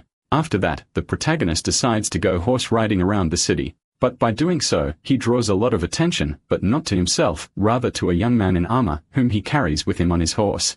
Some around greet him and even invite him for tea, but Gray just wants to take the young man for a ride. Jimmy doesn't like the solution they found for him to walk in the sun and wonders how something like this could happen to a pure blood vampire like him. Previously, the protagonist had apologized as he didn't realize that he feared the sun. Jimmy insisted he closed the curtains, claiming that with them open, something bad could happen. Gray said that as a night sun, Jimmy couldn't stay in his room all day and should go outside a bit to overcome that fear of the sun. However, the boy disagrees and tries to kick the knight out of his room. However, Gray said he couldn't do that because the princess had requested that he take care of Jimmy all day long. So he wanted to make this day fun for the boy. Jimmy asks if Gray does everything he's told to do because he shouldn't just obey anyone. Irritated by so much rebellion, the protagonist punches the wall and causes a huge mess, claiming that Princess Irene also instructed him to beat up a child if they didn't listen. The little vampire witnessed with his own eyes the protagonist's power and thinks it would be very suspicious if he didn't do what he wanted.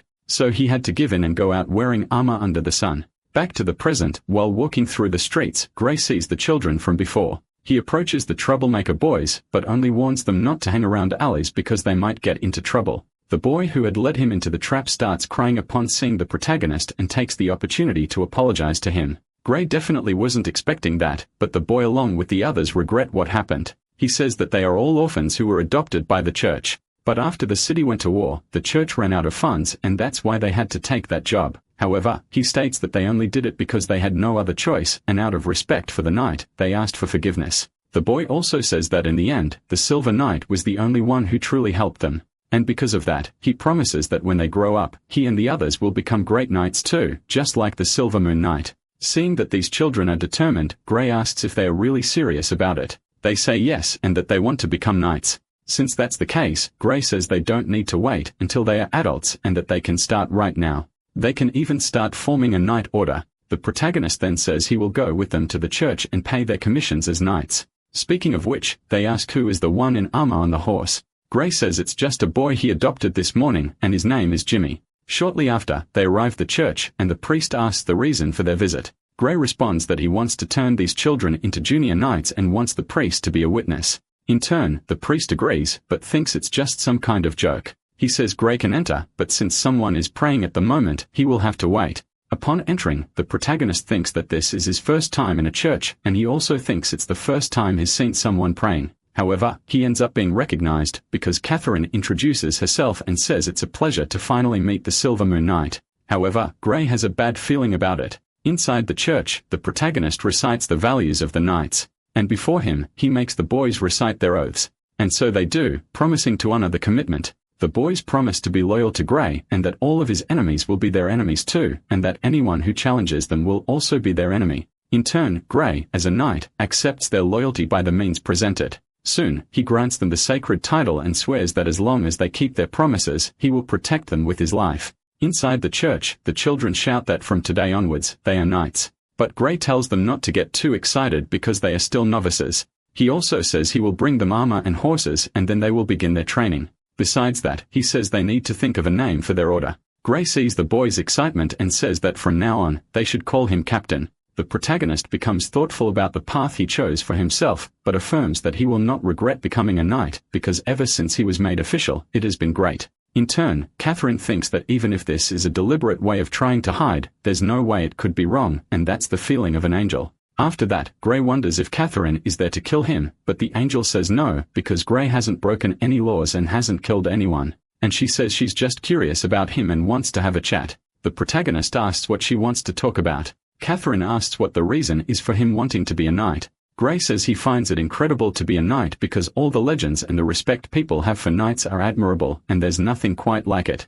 With that, Catherine asks if he shouldn't be ashamed of being a good-hearted lich. She also says that the knight's path isn't that easy. After pointing out several details, she asks if Gray still wants to continue as a knight. The protagonist sees no harm in being a knight. Besides, he thinks Irene is a great lady who doesn't even question him and says that Catherine should meet her. While going to his horse, the priest calls out to the protagonist and is happy that he didn't leave yet because he wants to talk to him about something. Before the protagonist leaves, the priest thanks him because he says that he was a great help with the children.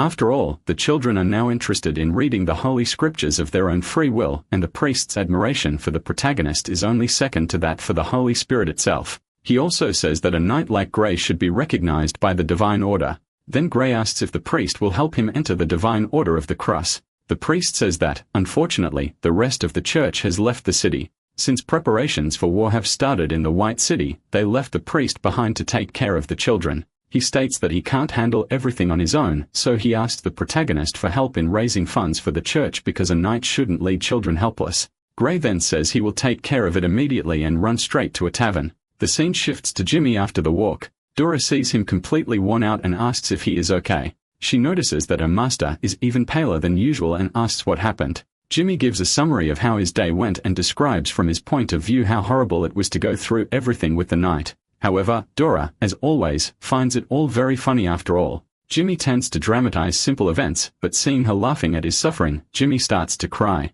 Dora then hugs him and tells him not to be sad. By the way, Dora says that if the master is that debilitated, he should let her send a request to the king to release his troops. Jimmy disagrees and says he would not be able to sit on a throne by force. Instead, he prefers to wait for the resurrection of the pure blood race. He also says that today's storm served to strengthen his ambitions for conquest, and now nothing can stop him from becoming a true monarch. After some time in the tavern, the protagonist joins a gambling table and gives no chance to his opponents, winning a lot of money for the church. But before going to the priest, a drunk approaches him in the middle of the street, saying that the protagonist made him lose all his salary, and now he wants at least some coins. Gray asks how much he needs. The drunk says at least 100 silver coins, then Gray agrees, confusing the man.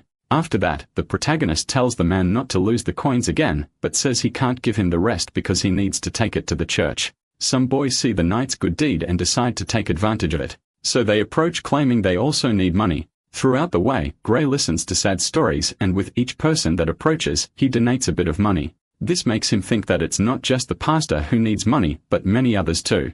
So he concludes he needs to get even more next time. In the end, Gray is left with only 2 silver coins, but that's what he has to donate to the church. As soon as he arrives, the boy says they have already thought of a name for their order. It will be the Super Invincible Order of the Silver Moon, and they even worked all night on the banner. So Gray says that's amazing and wants to start their training right away to turn them into knights and future defenders of the city. Speaking of which, the boy asks if Gray's adopted son won't be joining them today. The protagonist says he completely forgot, but will go fetch little Jimmy right away. Speaking of him, Jimmy is lying in his bed when Dora approaches. She asks what the problem is this time. Jimmy says that on Monday, he was dragged into the sun and had to learn how to ride a horse. On Tuesday, he learned fencing under the hot sun, but the horse was worse than he was. After that, he had to study night tales, dance, and do cleaning, and he blames it all on Gray. Dora feels a huge urge to laugh, but holds it in. Then Jimmy says he can't wait any longer because he will be tortured to death if he does nothing. Therefore, he tells Dora to talk to the king and act immediately.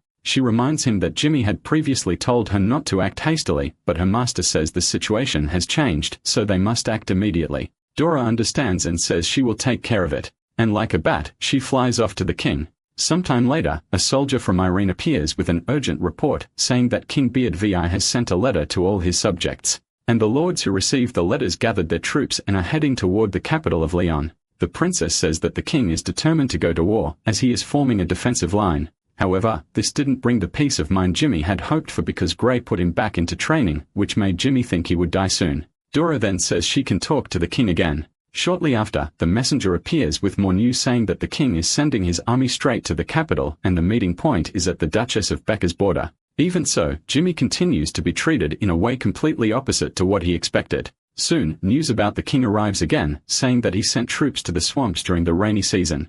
Then the princess gathers the counts and asks their opinion about it. Felder, in turn, says that the king might just be confused, which would explain why he is making such nonsensical decisions. Speaking of the king, he is marching with his troops and leading them to their destination. However, he encounters Dora, who urges the king to march faster. He says he is going at full speed, and even if he reaches the White City in that condition, they won't be able to fight because everyone will be too exhausted. Dora asks if he truly desires immortality. The king understands what she means, so he says he will find a way to go faster. Thus, Dora returns to her master. On the other side of the upcoming battle, Princess Irene prepares for the fight. Abby Roberts says that the warriors have been summoned, and she says she will join them soon. Immediately after, she goes up to the top of the castle precisely so she can speak to everyone. After all, an army has gathered to receive her orders. Irene tells everyone that the Heartless King intends to invade these lands through despicable means. The day of the battle is approaching, and she tells everyone to trust in their swords, because only then will they be able to protect their homes and uphold the glory that always shines from the House of Becca. Horus, for a moment, looks to the side and sees that among the warriors, a group of children in armor are watching the speech. Then he asks why there are children in the battalion. Mike, one of his soldiers, approaches, saying that these children were enlisted by the Silver Moon Knight. One of the boys confirms the story and says they are members of the Super Invincible Order of the Silver Moon. Seeing this, Horus is shocked, and as soon as the speech ends, he summons the leader of this order for a meeting with the princess. The boys are confused about what is happening. Even Irene is surprised by it and asks if Gray really recruited these children into his order. He says yes and affirms that these boys have potential. Horace then asks if Gray truly intends to take children into battle without their parents' consent until one of the boys says they are actually orphans and the priest who took them in is in agreement. Such information takes the princess by surprise, but the boy insists that they are committed to becoming knights and will give their all for it. Irene says she is happy about that. However, she asks to speak with their leader alone for a moment. Then the boys leave and tell Gray they will meet on the battlefield. Immediately after, the princess orders Gray to take the children back to the church and says she will send someone to take care of them. The protagonist doesn't understand why and says they are members of his order. The princess says that maybe in the future, these children will become great knights. But it is precisely for that reason she cannot let them participate in this war because if they get hurt, they will lose that future. Gray says they wouldn't get hurt as long as they had their leader nearby. Irene then asks if Gray even knows what a war is or if he has ever been on a battlefield. The protagonist says yes and affirms that the battlefield is where knights build their merit. The battlefield is a pit of extreme fervor. It is the meeting point of life and death where swords and shadows cross, where knights born in poverty make their name, a place for all knights seeking merit and glory thrive like sacred ground. At least that was what the protagonist used to believe. Because after being scolded by the princess, he went to hide in the stables since Erin got upset and told him to find a place to reflect on his actions. And since the cat was still asleep, he wanted some company. Tanitas notices that Gray really upset the princess, but wants to understand what he did to cause it. The protagonist says he didn't do anything pleasant and doesn't even like to remember it. On that occasion, Irene asked if merit and fame were the only things he cared about. She also said that if he wanted to build a career or seek glory, she wouldn't stop him. But she told him not to drag the children along, because on the battlefield, there is bloodshed and victories are built on piles of corpses.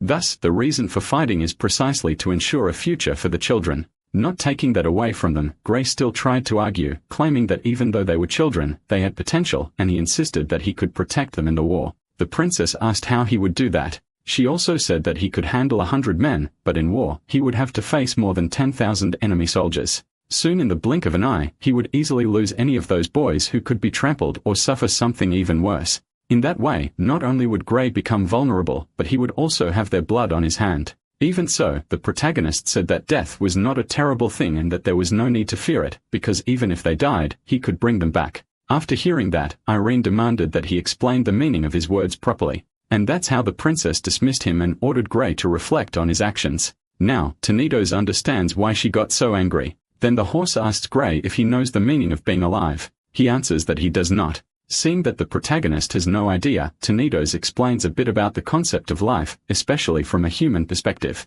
However, since Gray is an undead, he cannot fully comprehend it. Thus, Tanitos says he should go to a tavern and use magic to taste some food as that would be a way to experience a bit of life. Gray calls Tanitos a genius and thinks it's an excellent idea. So he says that from today onwards, he wants to experience what it's like to be alive. Tanitos says that learning that is the first step to becoming a great knight. But when he gets close to the tavern he usually visits, he sees the drunkard from before. The man's wife is begging him not to go back to gambling because that is all the money their family has. She says her husband is up to his neck in debt and begs him not to gamble again. But her husband says that she doesn't understand things the way he does and claims he will fix the situation. And if she doesn't let him go, he will hit her. Until Gray approaches and tells the old drunk not to hurt his wife. The drunk recognizes him from before and even blames him, saying that because of the money Gray gave him, he got addicted to gambling and lost everything. He also says that any consequences he suffers because of his debts will be the knight's fault. Gray then says he will give him money to pay his debts if he promises not to hurt his wife, but the wife herself tells Gray not to do it. She claims that her husband had his fingers collected the last time he gambled and is afraid something even worse will happen this time. The man tells her to shut up, claiming that his wife doesn't know anything and tells the knight to just give him the money. Gray says he only has 2 silver coins left and he didn't have time to go to the church, but says the man can take them. However, the drunk is not satisfied with the amount. Gray insists that this is all the money he has, but the man says that's a lie after all. Everyone in the city knows that Gray is a baron, so a noble like him should have a lot of money on him. He also says that his fingers were cut off because of Gray, and that a knight like him should have more honor and be honest. The man's wife tries to restrain him, but that only makes him even angrier. In the midst of all this, the protagonist wonders what he is doing, because this is not what is written in the books and things weren't supposed to be like this. Back at the princess's headquarters, amidst the preparations for war, a messenger brings urgent news, saying that King Beard VI's army has left the Great Snowy Mountains and they are heading toward the territory of the Duchy of Becker. The princess says that the day has finally come, and she will give an overview of the current situation, as the king is currently beyond the Great River west of the White City after half a month of forced marching. They brought 40,000 troops under his direct command against her 20,000 troops, but the king might end up mobilizing more troops totaling 100,000. This is a gigantic imbalance of strength between them, and if they let the king cross the Great River to the west, they will have no chance to defend themselves. That said, Gregory states that waging a war is not just a matter of numbers and believes they still have a chance even with a smaller army. He also says that to win a battle, 3 main elements are needed: timing, location, and manpower. The king has been marching for 15 days. His soldiers are tired, and it's the rainy season. So if they delay 2 more days, the western river will rise. With that advantage, Gregory imagines that the river banks will make the soldiers suffer more, so they must not let the enemy gain ground. After saying that, the princess admires Gregory even more and says that there is nothing that intimidates him. She also says that before the alarm sounded, she sent people to occupy the high ground on both sides of the western river, and all they have to do now is destroy the boats before the king can organize himself. Irene says that this is the best time to attack and capture the king alive, thus winning the battle. She also says that tonight, none of the counts will sleep as she wants their company on the battlefield. Felder agrees and says that now they really do need to stay united. Thus, they all head together to the battlefield. Amidst this, Robert says that after the alarm sounded, Gray didn't show up at the barracks and asks if someone should be sent to look for him. Irene says that Gray has some things to think about right now, and if he wants, he will appear voluntarily on the battlefield. Abby Roberts says there is one more thing. He says that Shelley woke up and asked him to inform the princess in private that the child named Jimmy has knowledge of dark magic to manipulate people's hearts and is likely not human. Thus, if that is true, this is no longer just a war between humans. The scene cuts to the tavern. The atmosphere inside is anything but pleasant. Everyone knows the alarm has already sounded and wonders why Gray is there and not on the battlefield. Meanwhile, Gray is sad and thoughtful until something hits his helmet. Then he looks up and realizes that his cat has finally woken up. The cat approaches and says he just took a nap, and when he woke up, a war was happening. First of all, the cat tells Gray to forget about the crazy drunkard because giving him money only made things worse. Gray says he only wanted to fulfill his vows and help the needy and doesn't understand why things turned out like this. The cat can only think about how naive Gray is like a child. Then he says that the human world is very complicated, but he will teach him a few things. He shows a woman being bothered and says that by his oath, Gray would have to help her. But if he does, he might end up ruining her means of work. The cat also shows a musician and says that he was humiliated by some troublemakers. But if he is helped, he might never have the chance to see in the tavern again. Then he asks if Gray really wants that. Gray answers no, but also says he doesn't know what to do. His cat says he doesn't know either since he wasn't a good person in life and says that's why there are so few good knights in the world. He also says that everyone treats a knight's oath as empty promises and Gray might be the only one in the world who takes it literally. From above, Catherine watches Gray and thinks that if one day he fails to earn respect of others, and even the princess starts to question her decision, being a knight will not make him happy. Instead, it will only make him confused and miserable. Now that the war is about to begin, the angel wonders what choice the little lich will make. Sometime later, some soldiers on the battlefield hear the sound of a horse approaching until they see galloping toward them the Silver Moon Knight, who arrives asking where Irene is, claiming he has something important for her. One of the soldiers says she is on the hill by the river bank.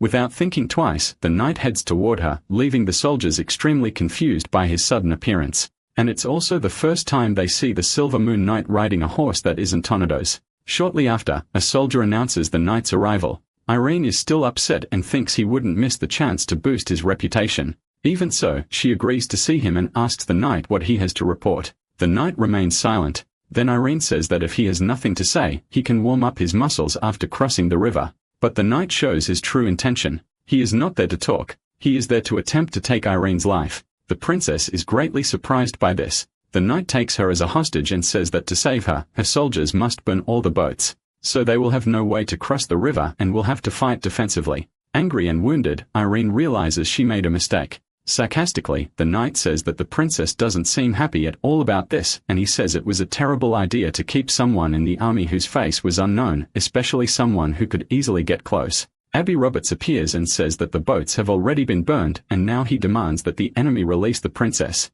The enemy says he will do so, because if she dies, the war would end, and that's not what His Majesty wants. So he releases the princess and then jumps off the cliff. Roberts orders the soldiers not to let him escape. After that, he goes to the princess, saying he won't let anything happen to her. Irene says she was only superficially wounded and will be fine, but orders him to find the real Grey. Speaking of him, the protagonist has just left the tavern. He apologizes to Tenedos because he tried to kindly make him understand living beings, but says it only made him even more confused. Grey asks what living beings do when they are confused. The cat says they usually sleep.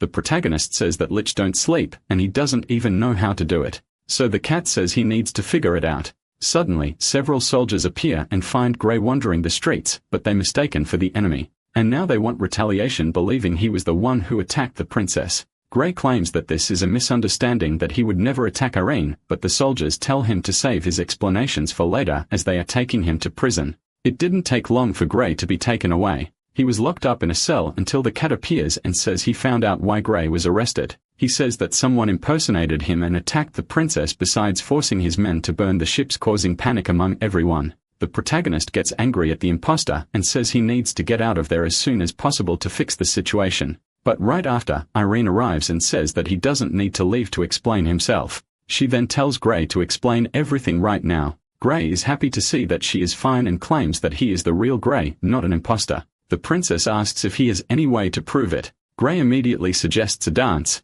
The cat calls him an idiot and says what they want is for Grey to remove his helmet. But Grey says it's not necessary because he knows the princess recognized him. The cat says that makes no sense. But to his surprise, Irene opens the cell. Grey asks where the imposter is because he wants to catch him and make him pay for what he did. Irene says there's no need for that. She says that Shelley woke up but needs care, so she tells Grey to stay at the castle and take care of her, and also keep an eye on Felder and little Jimmy because they are under house arrest and need to be watched. Grey imagined he would be fighting, but the princess says he will be of great help if he does what she said. After all, everyone already knows what happened, and even knowing it was an imposter, they can't tell who is really under the armor. Even the people know about it, and since he never removed his helmet, they don't know his face and therefore can't recognize the real Grey. Fear has taken over everyone, and for his own safety, Irene says he should stay at the castle. Grey tries to argue, saying that a true knight does not let his leader go to the battlefield alone. Angry, Irene says she doesn't need his knightly vows because that won't help her win the battle, and chivalry without victory is useless. She then orders him to stay at the castle until the battle is over. Thus, Grey agrees to stay out of it. He returns to the castle and sees the guards in battle formation outside. While lost in thought, Shelley appears, surprising Grey since they haven't seen each other in a while. Shelley says she heard a summary of the recent events, but she still doesn't know why Irene left her greatest knight out of the battle. Grey says the princess doesn't believe he can bring victory because he tried to fulfill his vows, but her trust in him is shaken. He also says that everyone he tried to help ended up being harmed, and that his actions don't always turn out as expected. He was upset because Irene said that chivalry without victory means nothing, and he doesn't understand why she thinks that way. Shelley realizes that a lot has happened while she was away, but she says that in any case, Grey helped her and her family, and for that, she is grateful. Grey is happy to be recognized, and he says he feels better after hearing her say that. He also asks if Shelley could help him with other questions. Shelley says she's not very good at that. After all, she doesn't understand much about philosophy. But she says that if he has a dilemma in his heart, he can visit the church. After all, the priest is a professional at answering questions and solving problems. Outside, someone throws a hook tied to a rope. However, he misses the top of the tower and fails to use the rope to climb. One of the guards hears something and asks his friend if he heard it too. The friend says no, but thinks it's better to patrol again. After all, it's a critical moment. We see that the one who threw the rope is actually the church's priest, but he has no experience with it, which is why he missed. And now he thinks he should have retreated with the others when he was warned about the war. Until Grey appears and startles him, the protagonist asks why the priest is trying to leave the city. But the priest returns the question, asking why the Silver Moon Knight is chasing him. Grey says he is a little confused and needs to hear some advice. Having his escape attempt frustrated, the priest decides to return to the church. Far from there, on the battlefield, a messenger appears saying that the king's men have now started crossing the river 10 kilometers from the camp. Although many ships were sunk, they managed to avoid the enemy patrols. Now they are trying to bring knights and supplies ashore using militias. Irene realizes that the king truly has no intention of retreating, so she says they can't let him land. But right after, another messenger reports that he saw the king's army in the north as well, and that Felder's men along with Casper's have gathered around the king. The princess says that Felder himself is under house arrest, so she asks how that's possible. She ordered Gray to keep an eye on him and on little Jimmy. Then she asks what they are using to communicate and send troops to do that. After that, Count Gregory advises Irene to retreat to the White City for now, because at least they could defend the city since the enemies are grouping up. The princess says that the White City is isolated and retreating now would leave them cornered and the people would suffer. So she tells Gregory to stay there with the troops. She herself will head northeast to try to prevent the king from landing, because if she manages to capture Beard 6, she will still have a chance to win. Back to the protagonist, he managed to get a conversation with the priest and asked for advice to become a better knight. Because now he's lost and doesn't know what to believe anymore, since he swore to protect the princess, but she herself ordered him to stay out of the battle. This conflicts with his knight's oath, and now Gray wants to know if he should obey his princess or strictly follow his knightly vow. The priest says that Gray is trying to be a knight and wants everyone to see him as one. The problem lies there because there's nothing in this world that pleases everyone. He also says it's normal to feel confused, but that's because Gray hasn't yet seen the truth. And by truth, the priest means the heart of the knight himself. Gray doesn't exactly understand what that means, but the priest says that the heart is what matters because it's common to hear from others what is black and what is white, but the world is actually gray. It's hard to answer questions like that, but the answer is quite simple. Just follow and obey what your heart commands. The priest also says that when someone tells you what to do, in the end, it's still the person themselves who judges. And even if you don't always do the right thing will eventually show itself, just as not everyone can benefit from help, but there will always be someone who shows gratitude. In short, the priest says he should not treat what others say as law, but only his guidance, and that he should trust his own intuition. He also says that faith is a light that can illuminate the darkness around and show the right path. Thus, when someone fervently believes in chivalry and obeys their heart, right and wrong become actions themselves and will demonstrate the best interpretation of chivalry. In the end, the priest doesn't even know if the knight understood his words, because judging by Gray's reaction, he looks even more confused than when he entered the church. Anyway, the priest knows that the city could be attacked at any moment, and if he doesn't leave now, it could be his end. And he says he feels better after hearing her say that. He also asks if Shelley could help him with other questions. Shelley says she's not very good at that after all. She doesn't understand much about philosophy, but she says that if he has a dilemma in his heart, he can visit the church. After all, the priest is a professional at answering questions and solving problems. Priest asks what the question is. Gray says that if a person dies and becomes an undead, but still can sing and dance and do whatever they want, what would be the difference between that person and the living? The priest says that question is even more philosophical than the others. But before answering, he would like to ask a rhetorical question. He asks if someone is evil and has stolen many times, is that person good or bad? Gray answers that he would be a bad guy, but the priest suggests that the person targets only the rich, especially the cruel ones, and distributes the loot to the poor. In that case, the protagonist says that guy would be a good person, and the priest says it's the same with the dead and the living. What matters is each one's heart. It doesn't matter the origin or the methods as long as the intention is good. The living and the dead are no different. The protagonist says he understands, but going back to earlier, he asks if the priest was trying to flee the city. The change of subject catches the priest by surprise, but answering, he says yes, because he knows the city will be attacked and he doesn't want to stay to see it. He says he is following his heart and in the end chose to flee from danger because he believes the princess herself won't survive until dawn. Gray holds on to that last statement and says that he must immediately go meet Irene, because he has a vow of loyalty to her and he needs to protect her. The priest asks if Gray could take him along as well. The protagonist asks if he is going to fight too, but the priest says no. He just doesn't want to have to climb the walls again to escape. As soon as Gray leaves the church, he meets the boys. His apprentices raise the group's flag, and one of them says he heard everything and knows that their leader is going after the princess. Soon, they ask to go along because they also want to help the princess and the city. The priest tells them not to do that and tells everyone to return to their beds. For his part, Gray says that after talking with the priest, he came to a conclusion. He says that if he dies, he will never return and is not sure if he can guarantee their safety in battle. But the boy says that he and the others risked their lives the day they swore loyalty to Gray. He also says that they are not children who need protection, but knights who can fight. The protagonist even gets emotional hearing that and says he agrees with them. Then he gathers with the boys and says that together, they will help the princess win this war.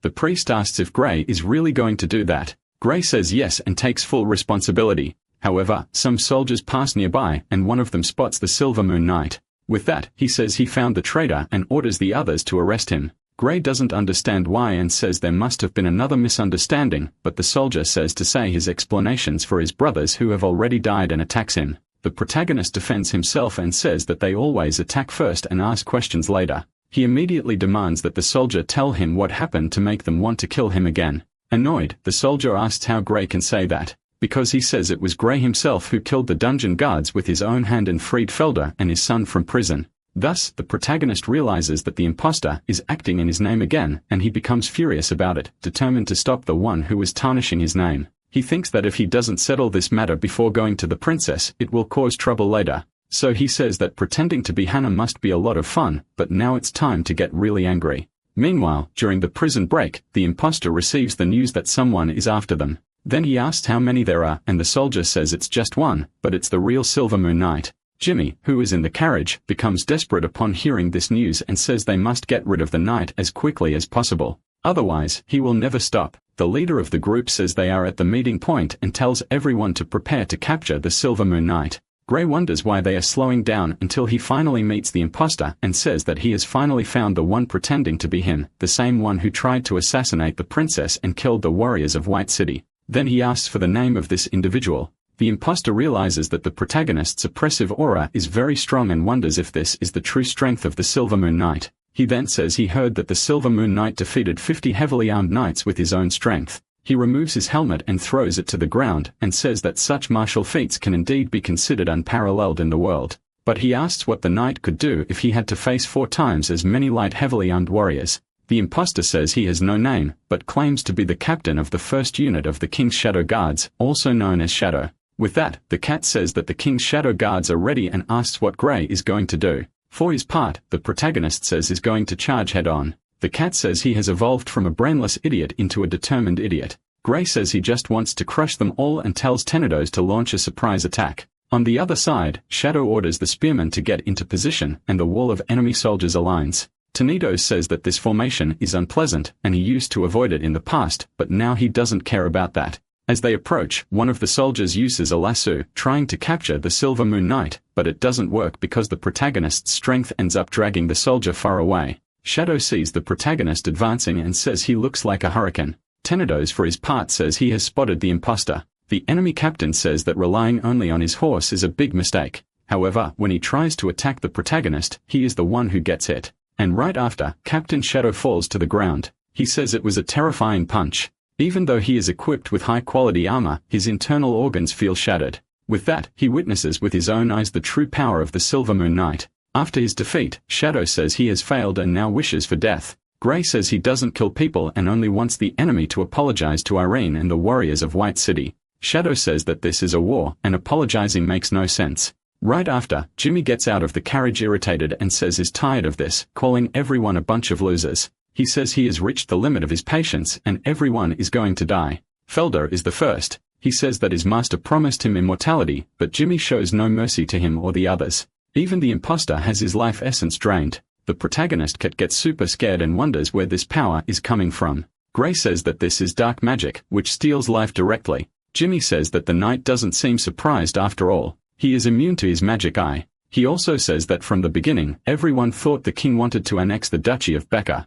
But he reveals that in fact, it was he himself who was responsible for it, as he is a descendant of Dracula and now wants to claim what is rightfully his. And he states that he will send both the knight and his lady to the afterlife. A flashback shows that once under the moonlight, little Jimmy was reading a book of Dracula tales and was fascinated, stating that surely his ancestors were true members of the blood clans until Dora appeared and asked how long he intended to stay outside before returning home. Jimmy said he hadn't run away from home. He was just preparing to take over a magnificent castle like his ancestors did and then conquer the world. Dora asked if he didn't already live in a castle, but Jimmy replied that he didn't want to live in a castle built on a cliff with nothing around. Instead, he would prefer a big castle with lots of servants. Upon hearing that, Dora asked where his master intended to go to get such a castle. Jimmy said he planned to go to the human world and intended to disguise himself as a noble son, then kill the rightful heirs and take their castle. Back to the present, Jimmy says that his target is the Duke of Becker because he wants to take everything that belongs to him.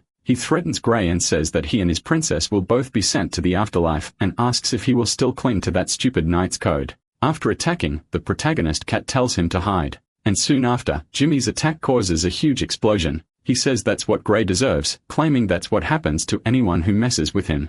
He also says it's a pity no one is there to witness the iconic death of the great Silver Moon Knight. The protagonist's cat survived the attack, and seeing the situation, asks if Grey is okay. The knight's armor was destroyed in the attack, but the inside remained firm and strong. And now, Grey doesn't need to hide anymore. After that, he sees the numerous bodies around him, but he uses his magic on them precisely to turn them into undead. With that, he asks if there really is no one there to witness what's happening. Seeing this with his own eyes, Jimmy is shocked and asks why there's a lich in front of him. Far away, dawn breaks and an army is ready. However, on the princess's side, things are not looking good. She can barely stand and asks how many soldiers are still standing on their side. Horace says that the cavalry was wiped out and less than 2,000 infantry remain at the last camp. And if they retreat any further, they will have to return to the White City. Irene is left not knowing what to do until Count Gregory appears and asks where the Silver Moon Knight is. The princess says she ordered Grey to stay at the castle. Gregory says that Grey has immense strategic value and she shouldn't have left someone so strong out of the battle. However, Irene says that doesn't matter now because the king has an army of 100,000 advancing, and with that, he will manage to win. So Gregory says that if the princess has already given up, he no longer needs to stay as a companion and he can't lead his family to ruin with the princess. Thus, he states that as soon as the king massacres the White City, he will choose to surrender to him. The princess says that they are going through hard times, but she won't stop him. In the city, rumors about the war spread and people are already losing hope and even plan ways to flee the city. Even Shelley wants to leave the city to meet her grandfather, but the guards try to protect her from the dangers outside. Shelley asks where Grey is since the princess ordered him to stay at the castle to protect her. Thus, they shouldn't need to leave if he is with them. The soldiers apologize, but say that the Silver Moon Knight left the city and is not with them. They saw with their own eyes that the knight left before dawn with a group of children, and they have not received any news since, so they assumed he fled. However, Shelley doesn't believe this theory. She says she knows Grey well enough and affirms that he is not someone who would flee from battle. Near the river, a large movement approaches, scaring the animals that live there. The king's army is arriving and an argument between him and the archbishop occurs because the archbishop doesn't like seeing so many losses. The king says that the outcome of this war will depend on the archbishop's testimony and will bring victory fairly. So he asks him to pass this to the Holy Order. With that, the archbishop hopes that the end of this war will indeed be fair and righteous. Back to the princess, she can no longer bear wearing her armor and prefers to continue fighting without it. Irene says that at least they are still there, her remaining forces. On the other side, the king's army of 100,000 is about to end everything. But before attacking, he tries to convince Irene to surrender and save the lives of those who still remain. He promises that in the name of the kingdom of Isaac, if Irene renounces her right to inherit the throne of House Becker, he will forgive her.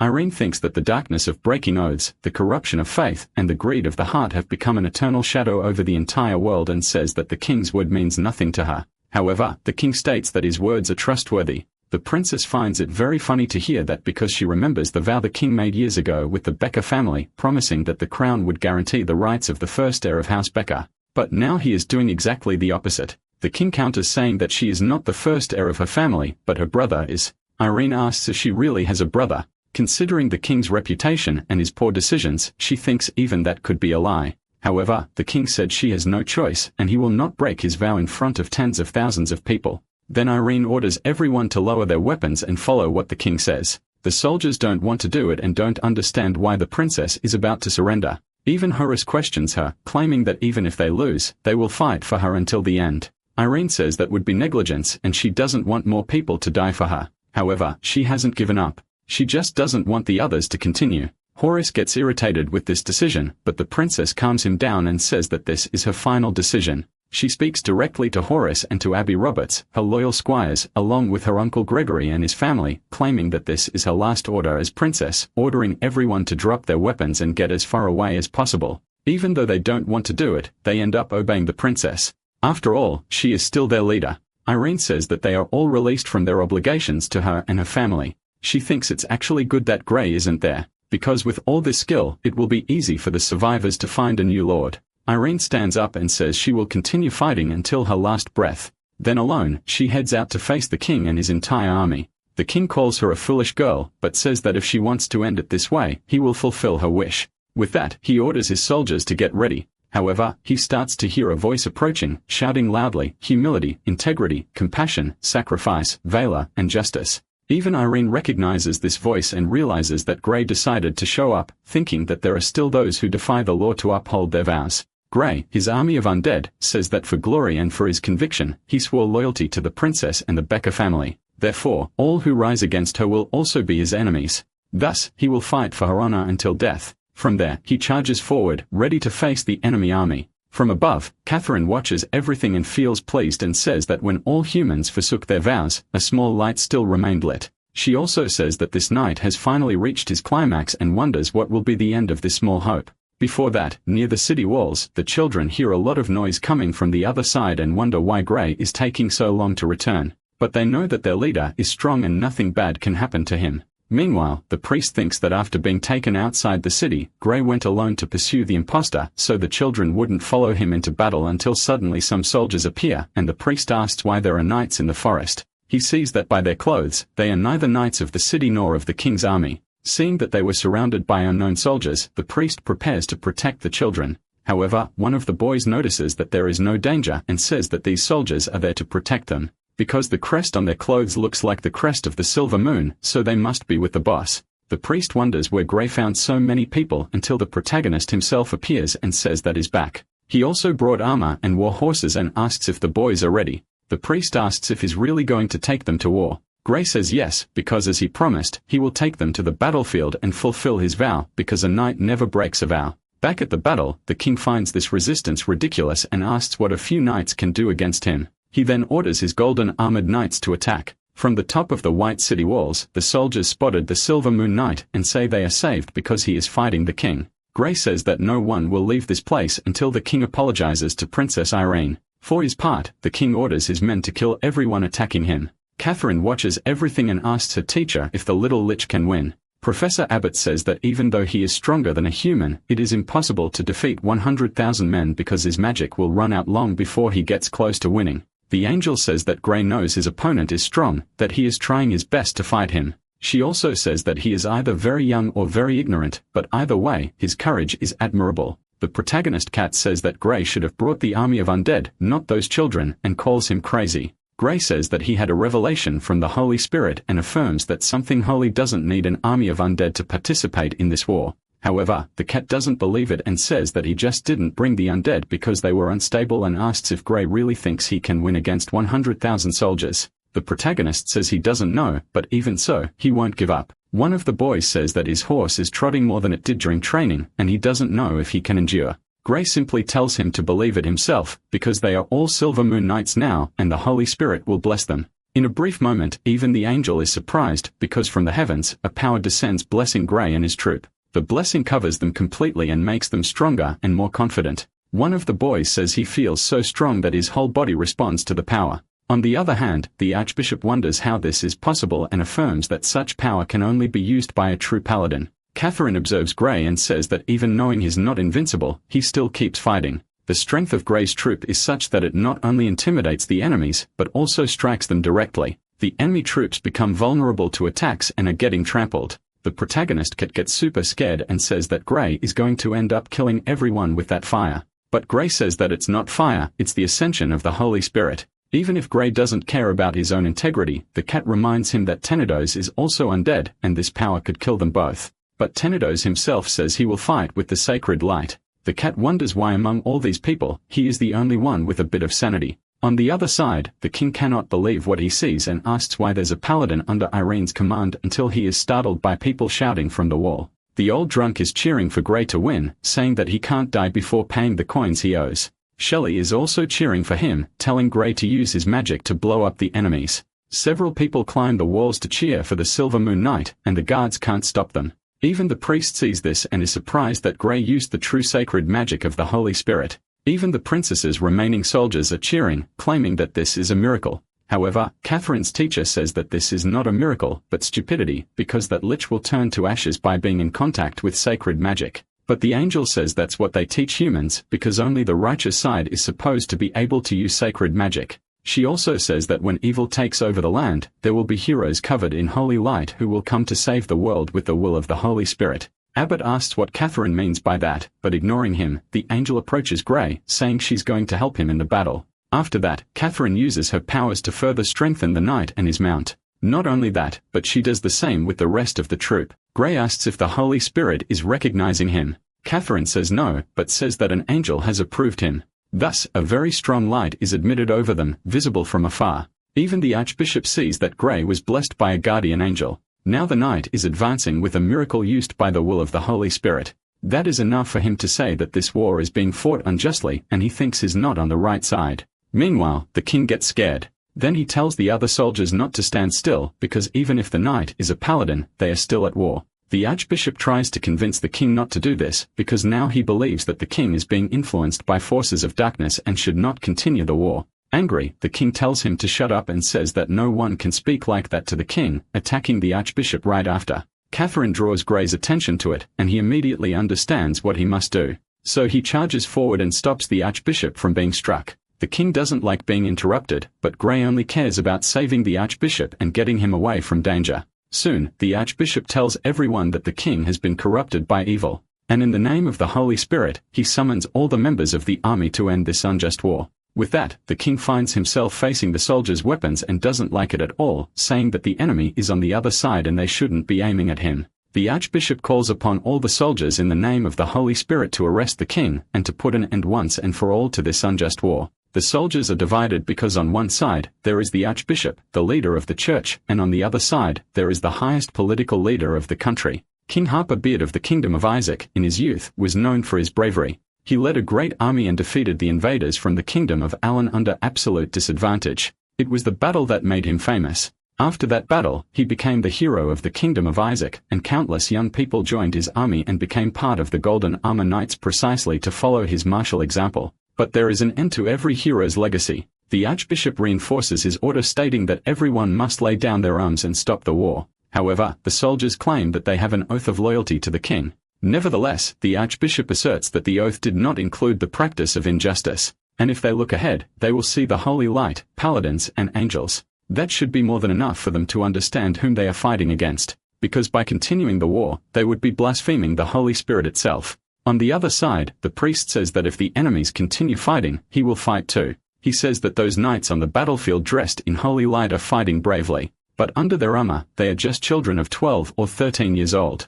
Thus, he states that if even children can defend their homeland and the Holy Spirit, then adults should not be afraid. People around are surprised by such information, but they end up agreeing with the priest's statements and want to fight for their city too. Seeing such commotion among the population, the soldiers begin to realize and they perceive that they are fighting on the wrong side until one of them asks the king for forgiveness and says that he can no longer fight for him. Even respecting the vows they made to each other, he cannot continue fighting in a war against the Holy Spirit itself. After all, their vows are not greater than that. With these words, the other soldiers also lay down their weapons and surrender. The king is furious and asks if mere words from his opponents are enough to sway the loyalty of his soldiers. After that, the leader of the soldiers asks the Holy Spirit for forgiveness, saying he did not inform the church when he discovered that the king had ties to the vampire clan. Upon this revelation, the king becomes furious and calls him insane. But shortly after, another soldier says that it is not insanity, because he also saw the king interacting with a vampire who appeared to be a silver-haired girl.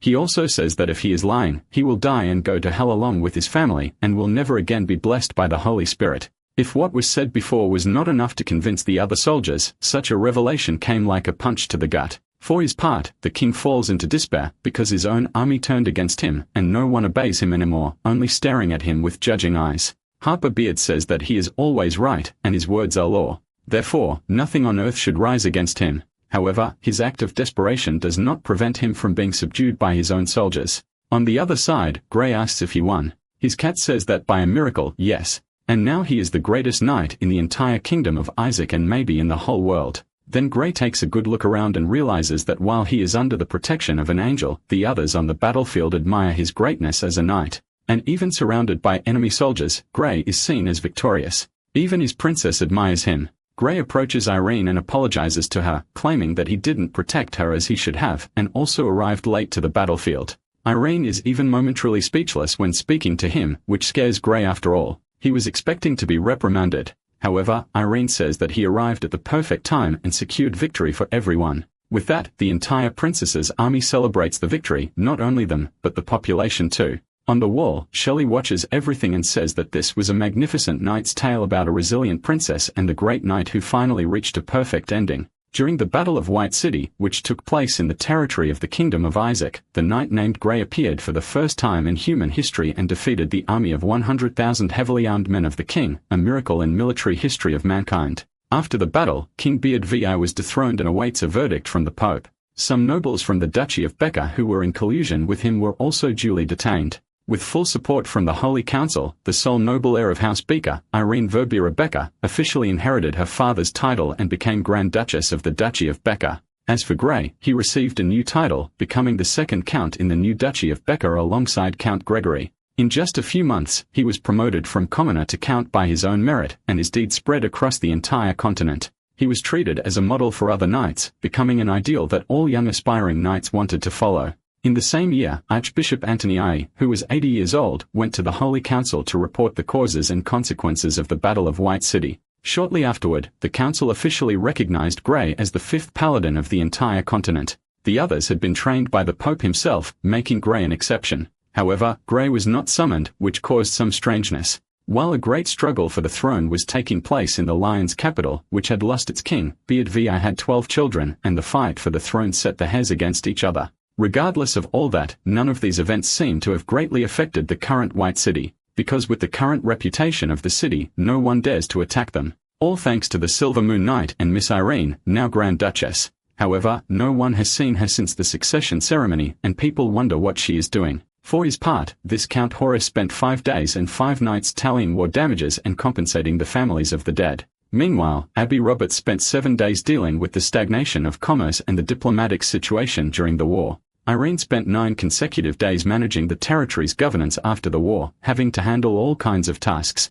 Amid all this, Horace asks why she didn't call Grey to help. The Duchess says that Grey is not capable of handling paperwork and already helps a lot by not getting into trouble. Right after that, a messenger appears saying that the Silver Moon Knight sold the castle he had won to Count Gregory and is now throwing gold from the tower of White City's castle. The Duchess is incredulous upon hearing this, and everyone is amazed by her reaction. However, Irene knows it is typical of Grey to do something like that. Even so, she asks if Grey is still at the castle because she wants to talk to him. Meanwhile, in the Kingdom of Heaven, Catherine walks alongside her teacher, for both were summoned to a meeting, convened by the Holy Spirit himself, who heard that Catherine helped a lich in the midst of a war. Catherine says that the decision was hers alone and had nothing to do with her teacher Abbot, and that she had to act immediately. Because otherwise, the little lich would eventually have been destroyed because of his faith. Upon hearing that, the Holy Spirit finds the statement interesting. The angel says that the lich is devoted to the Holy Spirit and is willing to sacrifice everything for it. Although ignorant, such commitment is rare, which is why she decided to help him. Then the Holy Spirit asks if Catherine is sure of her choice and says she should know that the life of a lich is as long as that of celestial beings. Catherine says she is certain of her decisions and swears by her angelic powers that she thought carefully before acting. Back in White City, snow falls and honors the name of the place. The people who had been busy all year finally have a moment of peace and leisure, including a certain paladin who takes the opportunity to have fun in the snow. The cat asks the protagonist why he is so excited. Grey says that it never snowed in the underworld, and he had only heard about it in books. And now that he can finally experience snow, he is fulfilling a dream. His cat says that now he is a paladin and shouldn't be rolling around on the ground all day. The protagonist hesitates, remembering that it was the cat himself who once said that if he rolled on the ground, humans would serve him at his will. Hearing that, the cat says it's different because he is an animal and Grey is a paladin. And even if a knight rolls on the ground, people won't serve him. However, shortly after, several people appear to give gifts and food to Grey, shattering the cat's theory. This only makes the protagonist believe even more that his thesis was correct. Meanwhile, the cat increasingly thinks that Grey's foolishness is irritating. He quickly tells the protagonist not to use a cat as a model for behavior. But when moving around furiously, the cat scatters snow, and Grey deduces that he wants to play a snowball war until he bumps into someone and apologizes. But he is surprised to see that it's Shelley. Then he asks if the girl also wants to play in the snow. Shelley refuses and says that actually, she would like to talk to him about something personal and invites him to walk a little. Realizing that she is feeling cold, Grey says that Shelley needs a blanket and lends her one that he had just received from a kind lady. After that, Shelley says she heard that Grey sold his castle to her grandfather and says that Irene granted him the Hamlet Port thief some time ago. Grey asks if that's true. His cat says yes and asks if he doesn't remember. A flashback shows what happened when Grey sold the castle. The cat gets furious with him, but the protagonist claims he didn't need the place, so he sold it. While he was handing out gold to the people, the Duchess arrived to speak with him. Irene immediately asks if it's true that Grey sold the castle he had won. Realizing she is angry, the protagonist hesitates a little, but ends up telling the truth. She asks if Grey did that because he needed money. The protagonist replies no, but says that his knights and many people in the city needed it. So he thought it would be useless to keep the castle anyway and found this a viable solution. Irene says that she compensated the families of the dead, but ignored the city's productive situation and praises Gray for having thought of it for her. She says she couldn't ask her subordinates to sell their thieves to help the economic situation, but she thanks Gray for having done so. She also says she will take care of the matter and moreover will reward him by relocating Gray to another thief. Hearing that, the protagonist says that Irene is a wonderful master and runs to hug her. But due to his size and strength, he almost knocks Irene out. Thus, he is scolded by the others for almost knocking down his own master. For her part, Irene says she is fine as she didn't die, just bumped her head on the armor. By the way, she takes the opportunity to ask Gray about his future plans since he may not realize it, but he is one of the 5 paladins in the world. And with that, he has the right to get involved in major events throughout the kingdom, but the protagonist says he won't leave his master. He says he doesn't know much, but he is sure of one thing and affirms that he is Irene's knight. And because he made a vow to her, he will always follow her. Upon hearing that, Irene admires him even more and feels sorry for having suggested that he leave. And since her knight said that, she will also keep her vow stating that no matter what Gray is always, from the moment he swore loyalty to her, he became a knight, and Irene promises to uphold his position and ensure that he is never wronged. Back to the present, Gray says that's what happened and Shelley praises him. Then she says she wants to ask a direct question and hopes he won't be offended. Soon, Shelley asks if he is planning to become part of the Becker family. The protagonist doesn't understand what she means and asks if Shelley is referring to another knightly title or something like that. The protagonist's navy is so great that it draws the attention even of a young girl like Shelley. However, the protagonist's cat, as always, gets irritated. He says that this conversation is heading into dangerous territory and tries to interrupt, and Gray asks why. The cat says he'll explain later, and for now tells him to simply say that he will not join the Becker family, but will always serve as a knight, and tells Gray to repeat exactly what he says from now on. After that, Shelley understands that Gray has no relationship with Irene. But to her, that means that Gray is available to become part of her family. The protagonist confirms it, but the cat says he wasn't supposed to say that as they had an agreement. For her part, Shelley says that Gray answered very directly and understands that it was just a joke from him. So she says she won't bother him with that subject anymore. Before leaving home to meet the protagonist, Shelley's grandfather initially believed that Gray was just an associate of the Holy Order, and it never crossed his mind that he was actually a paladin. Then he asked if Shelley knew what that meant. She was unsure at the time, but her grandfather said that Gray had no last name, which meant he didn't belong to any family. Gregory then said that Gray could thus become part of his family and said that Shelley knew what needed to be done. Back to the present, she says she received orders to invite Gray on a blind date, though only Gray believes that as his cat remains very suspicious of her. In any case, she says that Gray doesn't need to be so formal since they are just going shopping and eating something. The protagonist says that even though he didn't understand anything, he is always available to accompany her. Shelley asks if Gray is really free because she doesn't want to interfere if he has received a task from Irene. Gray says that his lady told him that his job was to patrol the streets of White City and help those in need. So Shelley feels more relieved. Then the two of them go out through the city. Shelley takes Gray for a stroll. During that, they end up visiting some clothing stores and some tourist spots in the city. Until at the end of the tour, they go to a candy shop. There, Shelley chooses a dessert called Forest Volcano Sundae, saying that this is the shop's specialty. But seeing that Gray isn't eating, she asks if everything is okay. Gray replies that he just doesn't know where to start, but deep down, he thinks that he needs to develop magic to eat things as fast as possible. In the midst of that, someone approaches. The woman asks if the girl in front of her is Shelley, granddaughter of Gregory. Shelley gives a polite smile, but deep down she thinks that trouble is coming.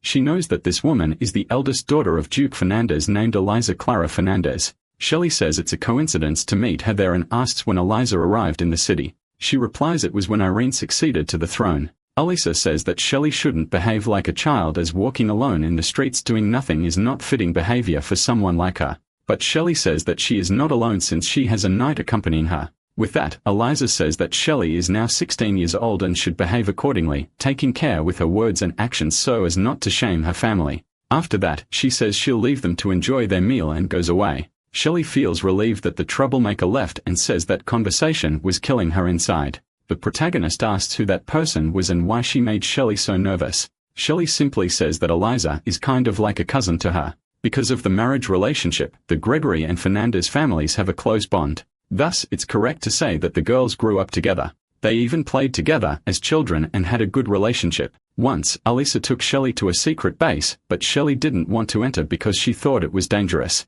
However, Alisa convinced her to explore the place, saying it would be fun. However, the closeness between them eventually came to an end. Shelley approached Alisa when she saw her wearing a beautiful dress, but Alisa said it wasn't her choice. She didn't understand why she had to wear a thicker, heavier dress just because she was getting older. Not only that, but her behavior also had to be aligned with etiquette standards. So Shelley asked why she didn't behave as she wished. Alisa claimed she had no choice and felt frustrated for not being able to be the same person she was before. Because adults said that only through rigorous etiquette training could ladies display their family's education and dignity, and all of that was part of a girl's inner preparation. From then on, Alisa became a full aristocratic girl, always appearing beautiful, elegant, and charming at the balls, like a beautiful and fragile ornament, something that Shelley found boring, and she wondered if she would become like that too, becoming a symbol of prestige for the family and eventually marrying a man she never knew for the sake of the family's reputation.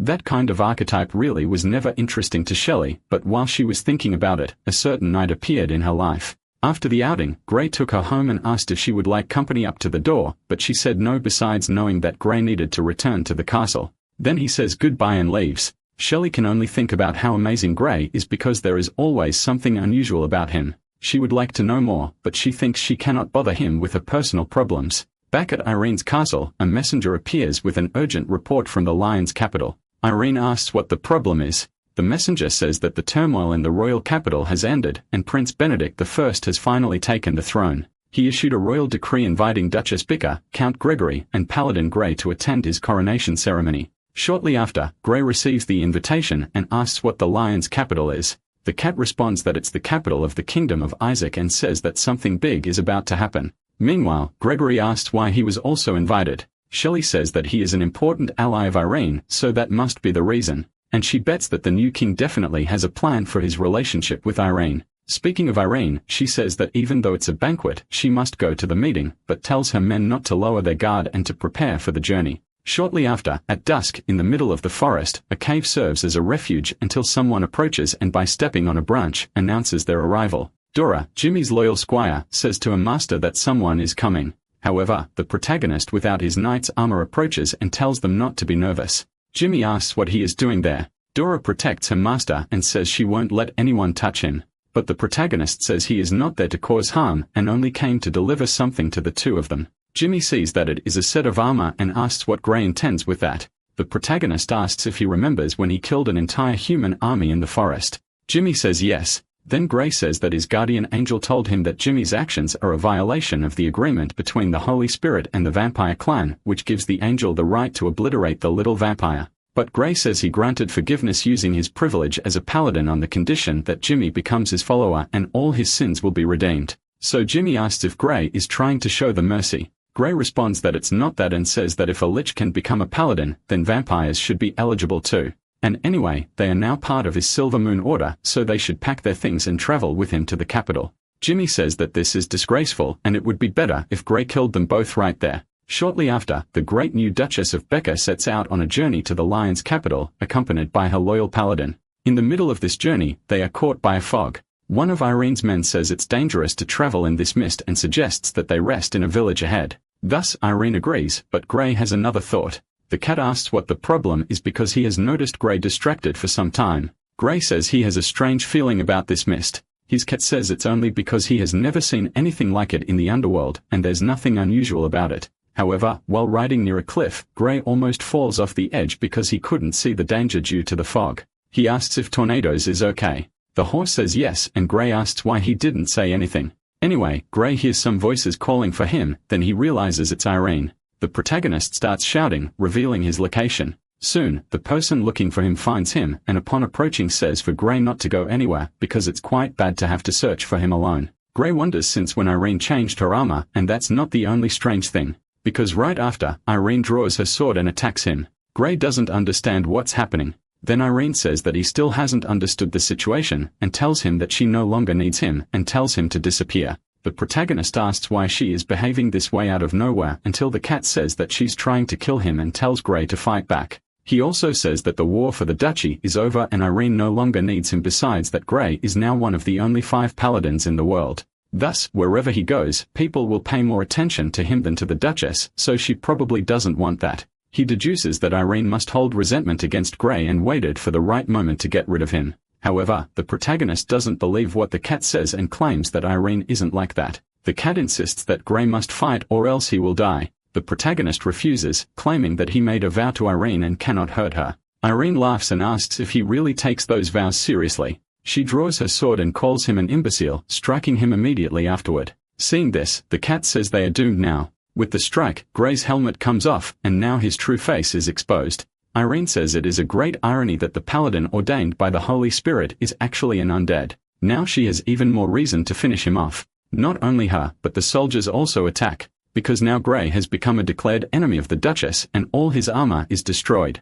Now that the protagonist is exposed, he takes a blow to the arm and has his limb torn off, which is something Gray wasn't expecting. Irene says that an undead is even more fragile than she thought. Furious, the cat insists that Gray fight back, claiming that he will end up dead if he doesn't react. But nothing convinces the protagonist to fight against Irene. She thanks him for that, saying that if he respects his vow so much, he should obey her until the end, therefore ordering him to return to hell. The protagonist tries to talk and asks if his master really intends to kill him. Irene asks if he is afraid of death. Gray says that if she really wants to do this, then he will not resist. However, his cat gets extremely worried and does not want that to happen. For his part, Gray says that if Irene really wants to kill him, she should accept him right through her body because the quicker the embers fade, the quicker he will completely disappear.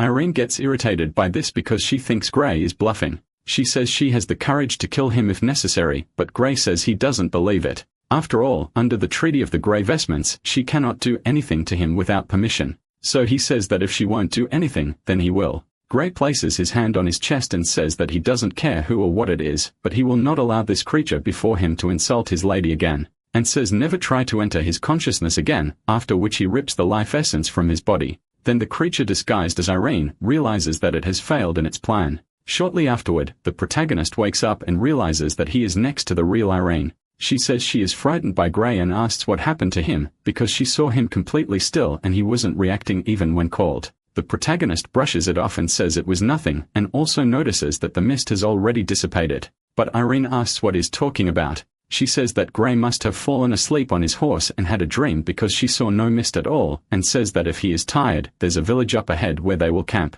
Gray wonders what really happened. Nearby, the ones responsible for the illusion appear. A demon named Zelda says she can't believe Tavia was burned by the soul embers of a little lich. Anyway, Zelda says that the little lich is bolder than they expected. Tavia says she can't understand where humans got a lich to fight alongside them.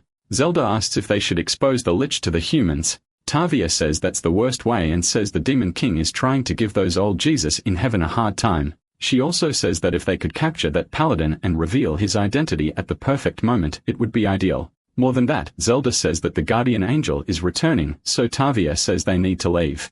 Zelda says it's just a class 2 angel and he can kill her with one hand. Tavia says that if he wants to break the pact between heaven and the abyss, he can go ahead. Since Zelda says that she's right and agrees to leave immediately. Sometime later, already in the village, the protagonist sees his guardian angel approaching and asks why she's back. Catherine says she brings good and bad news and asks which one Gray wants to hear first. Then Gray says he wants to hear the good news. The angel says that the good news is that the Holy Spirit has approved her as Gray's guardian angel. She also says that now Gray is officially recognized by the Holy Spirit as a paladin. Gray celebrates, but the angel says now comes the bad news and says that he cannot reveal his identity. Because if he is exposed and subdued by the human race, the angels will immediately disassociate from him. Catherine apologizes, but says that's the farthest she could go for him. The protagonist gets a little confused and asks if that's all. Catherine notices Gray's naivety, but says that as long as he is not exposed, he can do whatever he wants. So the protagonist thanks the angel for her work, and Catherine calls him an optimistic and innocent child.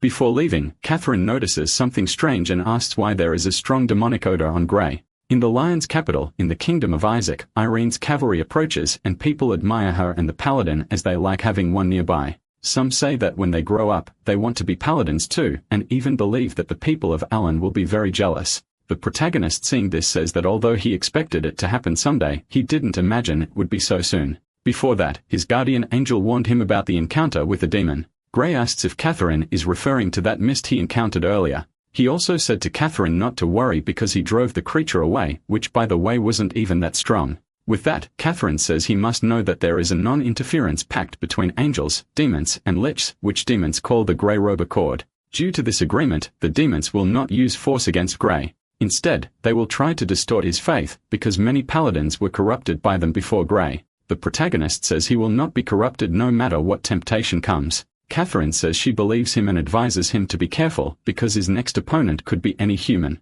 She says that Grey already knows about the demons, so they will no longer initiate direct contact with him. Instead, they will pretend to be humans to try to deceive him. Grey asks how he will tell them apart. The angel says that it is difficult. Unlike paladins, demonic associates have no magical powers, so they don't look different from normal humans, and she can only tell him to be careful with any suspicious person who approaches. Back to the present, the new king of Isaac, Lord Sharp Benedict, says that the paladin has finally arrived. And along with him, Duchess Irene Baker and her men also arrive, saluting the king. Sharp Benedict says he is not yet king and will be crowned in a few days. The crown is still with the bishop. Irene asks if that is why His Majesty asked the paladin to witness his coronation ceremony. Answering, Sharp Benedict says yes. He also says that Grey, being a paladin, should not need to perform such a grand salute. However, Irene says that Grey, besides being a paladin, is also a count of the Duchy of Becker, so he is still a subject and must bow. Hearing this, Sharp Benedict says that a county is very little for a paladin.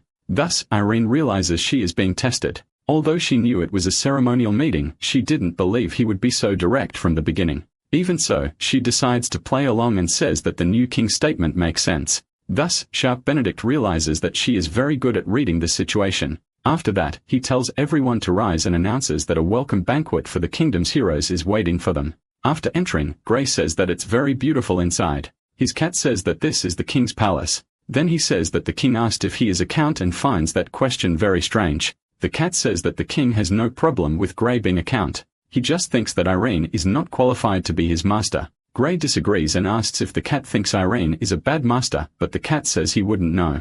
After all, he's just a cat. Anyway, he says that Grey's attitude toward Irene is so obvious that even a blind person would notice it. Then Grey says it's more than obvious that the king is a demonic associate, and that's why he is somehow targeting Lady Irene. So he wants to take him down right now. However, he receives a call from his guardian angel, telling him not to do that. Grey asks if the king isn't associated with demons. Catherine says he needs to understand one thing. An associate is definitely a bad guy, but not every bad guy is an associate. The fact that she has to explain this makes Catherine think she's dealing with a child. She says that Grey has lived in human society for a long time and asks if he has never tried to understand the structure of human classes. She also says that he is now a paladin and his actions represent the sacred order and the Holy Spirit. Meanwhile, Benedictine is the king, the ruler of this country, and he represents the kingdom of Isaac. Thus, if Grey makes a move against him, everyone would speculate whether it was a direct order from the Holy Spirit himself. If contested innocently, his action would mean that the Holy Spirit declared war on the nation.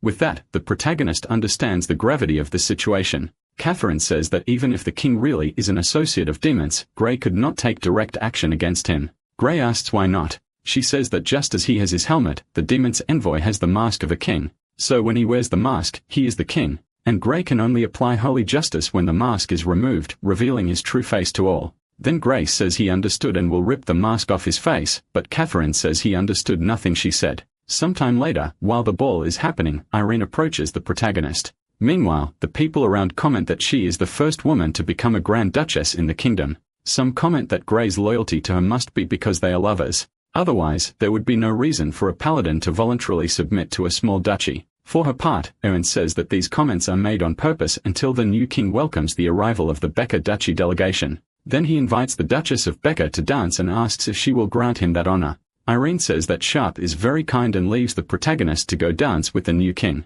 For his part, Grey wonders why he is being left aside again. His cat says it's normal not to always trust your lady and tells Grey he must learn to defend himself. Then he says that he's been to a ball before. Therefore, he just needs a partner to dance until he looks and sees Shelley. But before reaching her, another girl steps up to be his partner, but she's not the only one. Several young ladies appear and present themselves, even fighting among themselves and nearly slapping each other to have Grey as a partner. Grey gets scared and asks what's wrong with them. The cat says he is popular with the girls. Before he realizes it, he is surrounded by them and they all insist they want to dance with him, leaving the protagonist very confused until he says loudly that he will only dance with Lady Shelley. Shelley herself hears Grey say this, but apparently doesn't like it very much. People wonder if Gray is talking about Gregory's granddaughter who came to the party with the Becca delegation, and they question why the granddaughter of a mere count has the attention of the Silver Moon Knight.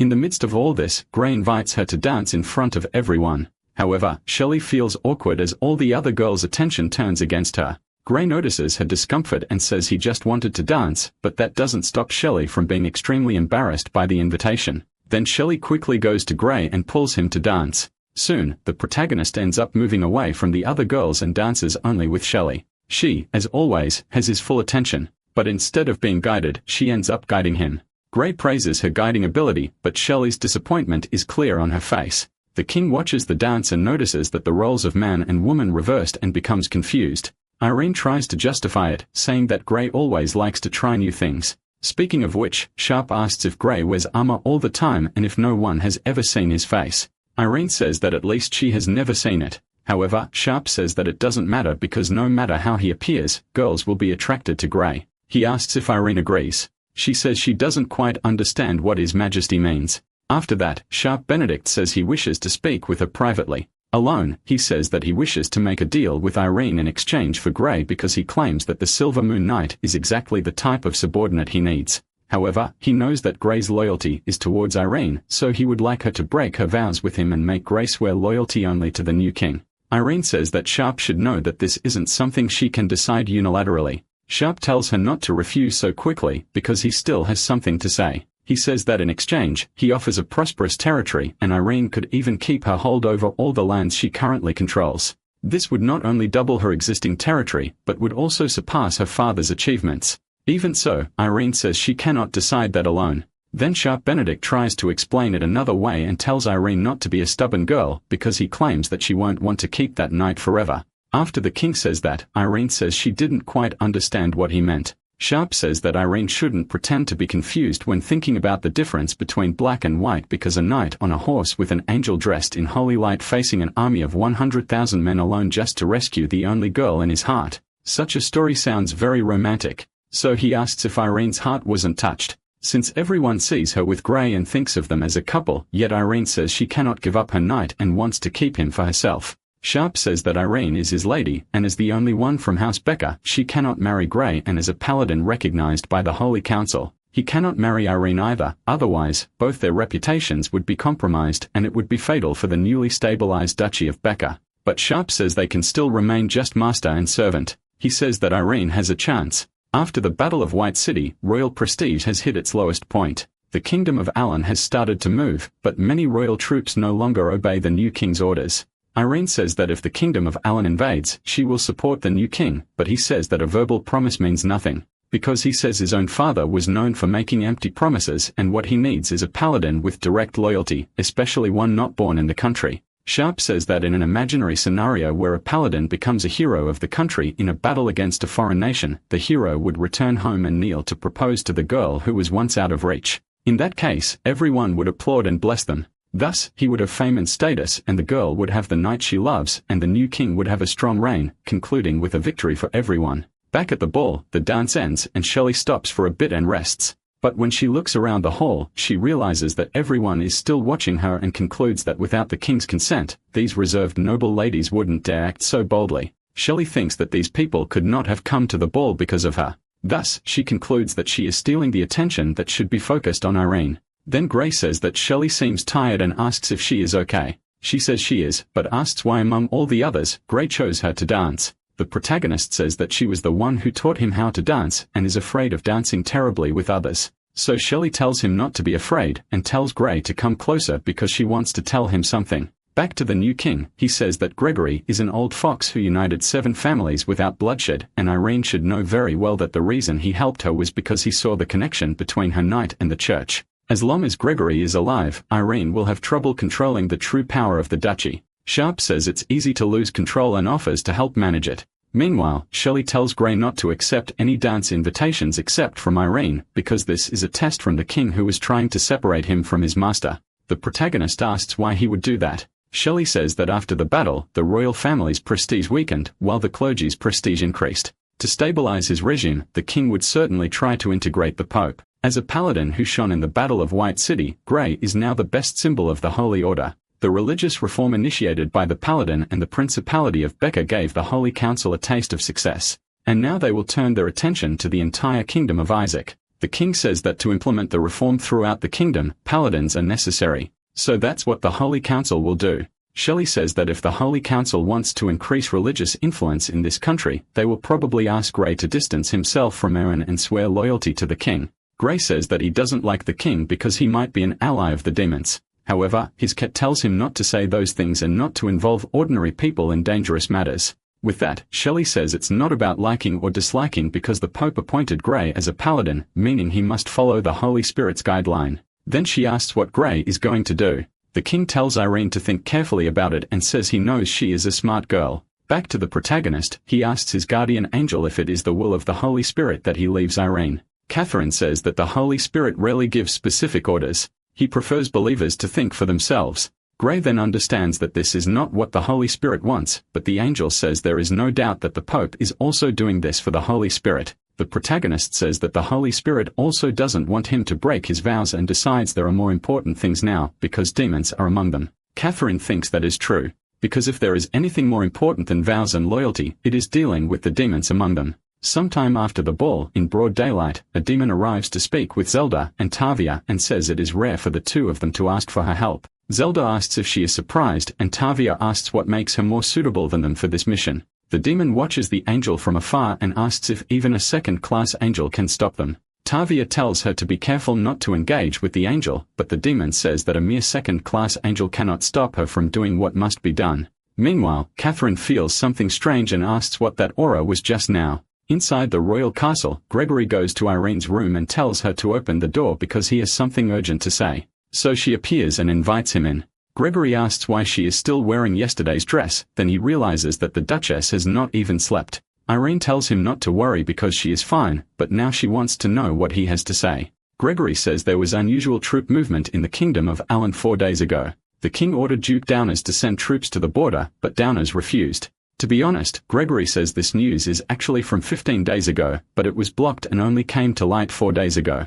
The royal family's prestige has dropped to historic lows and now the king is desperately seeking support. He has been closely associating with the church recently and must be trying to win the support of the Holy Council, but the council does not interfere with internal national affairs. So Gregory fears that the king might target Gray or even Irene directly. She says his analysis makes sense because last night, the king confronted her. Gregory is alarmed, realizing that the king has already made his move and asks where Gray is. The Duchess says that the Archbishop invited Gray to a service at the church this morning. So Gregory says that the church has been in collusion with the king for a long time and asks if Irene really feels comfortable letting Gray go to the church alone. She says not to worry because Gray did not go alone. At Pierce Cathedral, Gray arrives accompanied by Shelley. The protagonist is impressed with the place and says it is much more spectacular than the church in White City. By the way, he says it's a great coincidence that Shelley was also invited to the church, but Shelley herself knows it was no coincidence at all. The night before, while she was sleeping, Irene came to her room and woke her up.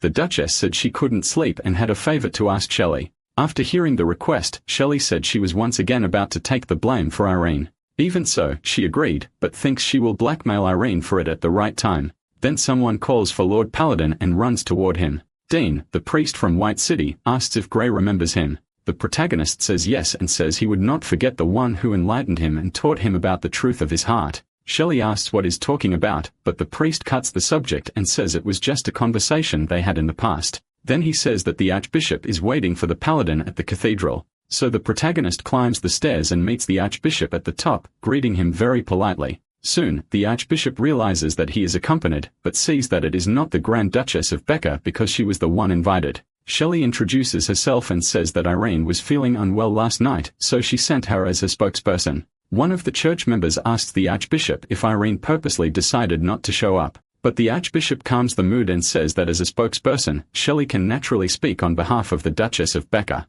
As soon as Gregory finds out that Shelley accompanied Gray, he becomes extremely irritated and asks why Irene pushed his granddaughter into the spotlight. She responds that the king wanted to use the emotional card to make her persuade Gray, and so did the church. Therefore, she had to make it clear that she would not interfere, and everything would depend on what Gray chose for himself. As for Shelley, she is a smart girl and will know how to handle it. However, Gregory says that it's not about being smart, because Irene is throwing his granddaughter into the fire, and besides, she's only 16 years old. Nevertheless, Irene says she thought that's what Gregory wanted, a relationship between Shelley and Gray precisely to make him a member of his family. Therefore, if he wants such benefits, he must also accept the corresponding risks. Gregory says that either way it wouldn't work because anyone can see that Gray is closer to Irene than to Shelley. Irene says that if she transferred Gray to the king because of her own personal feelings, the very act would be a betrayal of Gray and his oath. And she asks what right a selfish traitor would have to stand beside a paladin knight. Speaking of him, Gray greatly admires the beauty of the cathedral and imagines that the inside must be even more magnificent.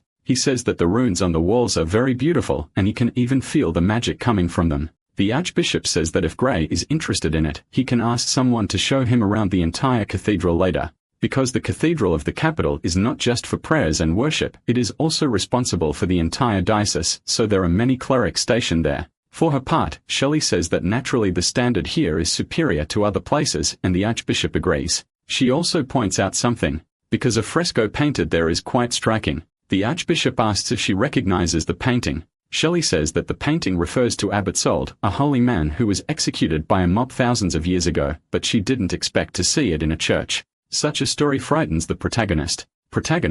For his part, the Archbishop says that Abbot Sold was a devout saint. He advocated a radical religious reform that offended both the nobility and the commoners of his time. And because of the situation, the Holy Council had no other choice and gave up protecting him. So for a certain period, even his name became taboo only after 100 years when the matter was forgotten that the Holy Council was able to restore his reputation, and the Pope included his deeds in the Church's history as a warning to future generations. This painting was commissioned by the then Pope. Therefore, it is authentic, and Shelley says it is ironic that the Holy Spirit abandoned protecting a devout man. The Archbishop says it is because the Holy Spirit favors the people of the world more than the devout. Shelley asks if the Holy Spirit prefers worldly people over saints who are giving their best. Then the Archbishop realizes that the girl is speaking sarcastically on purpose, and he deduces that today's conversation will not end well. Our video ends here.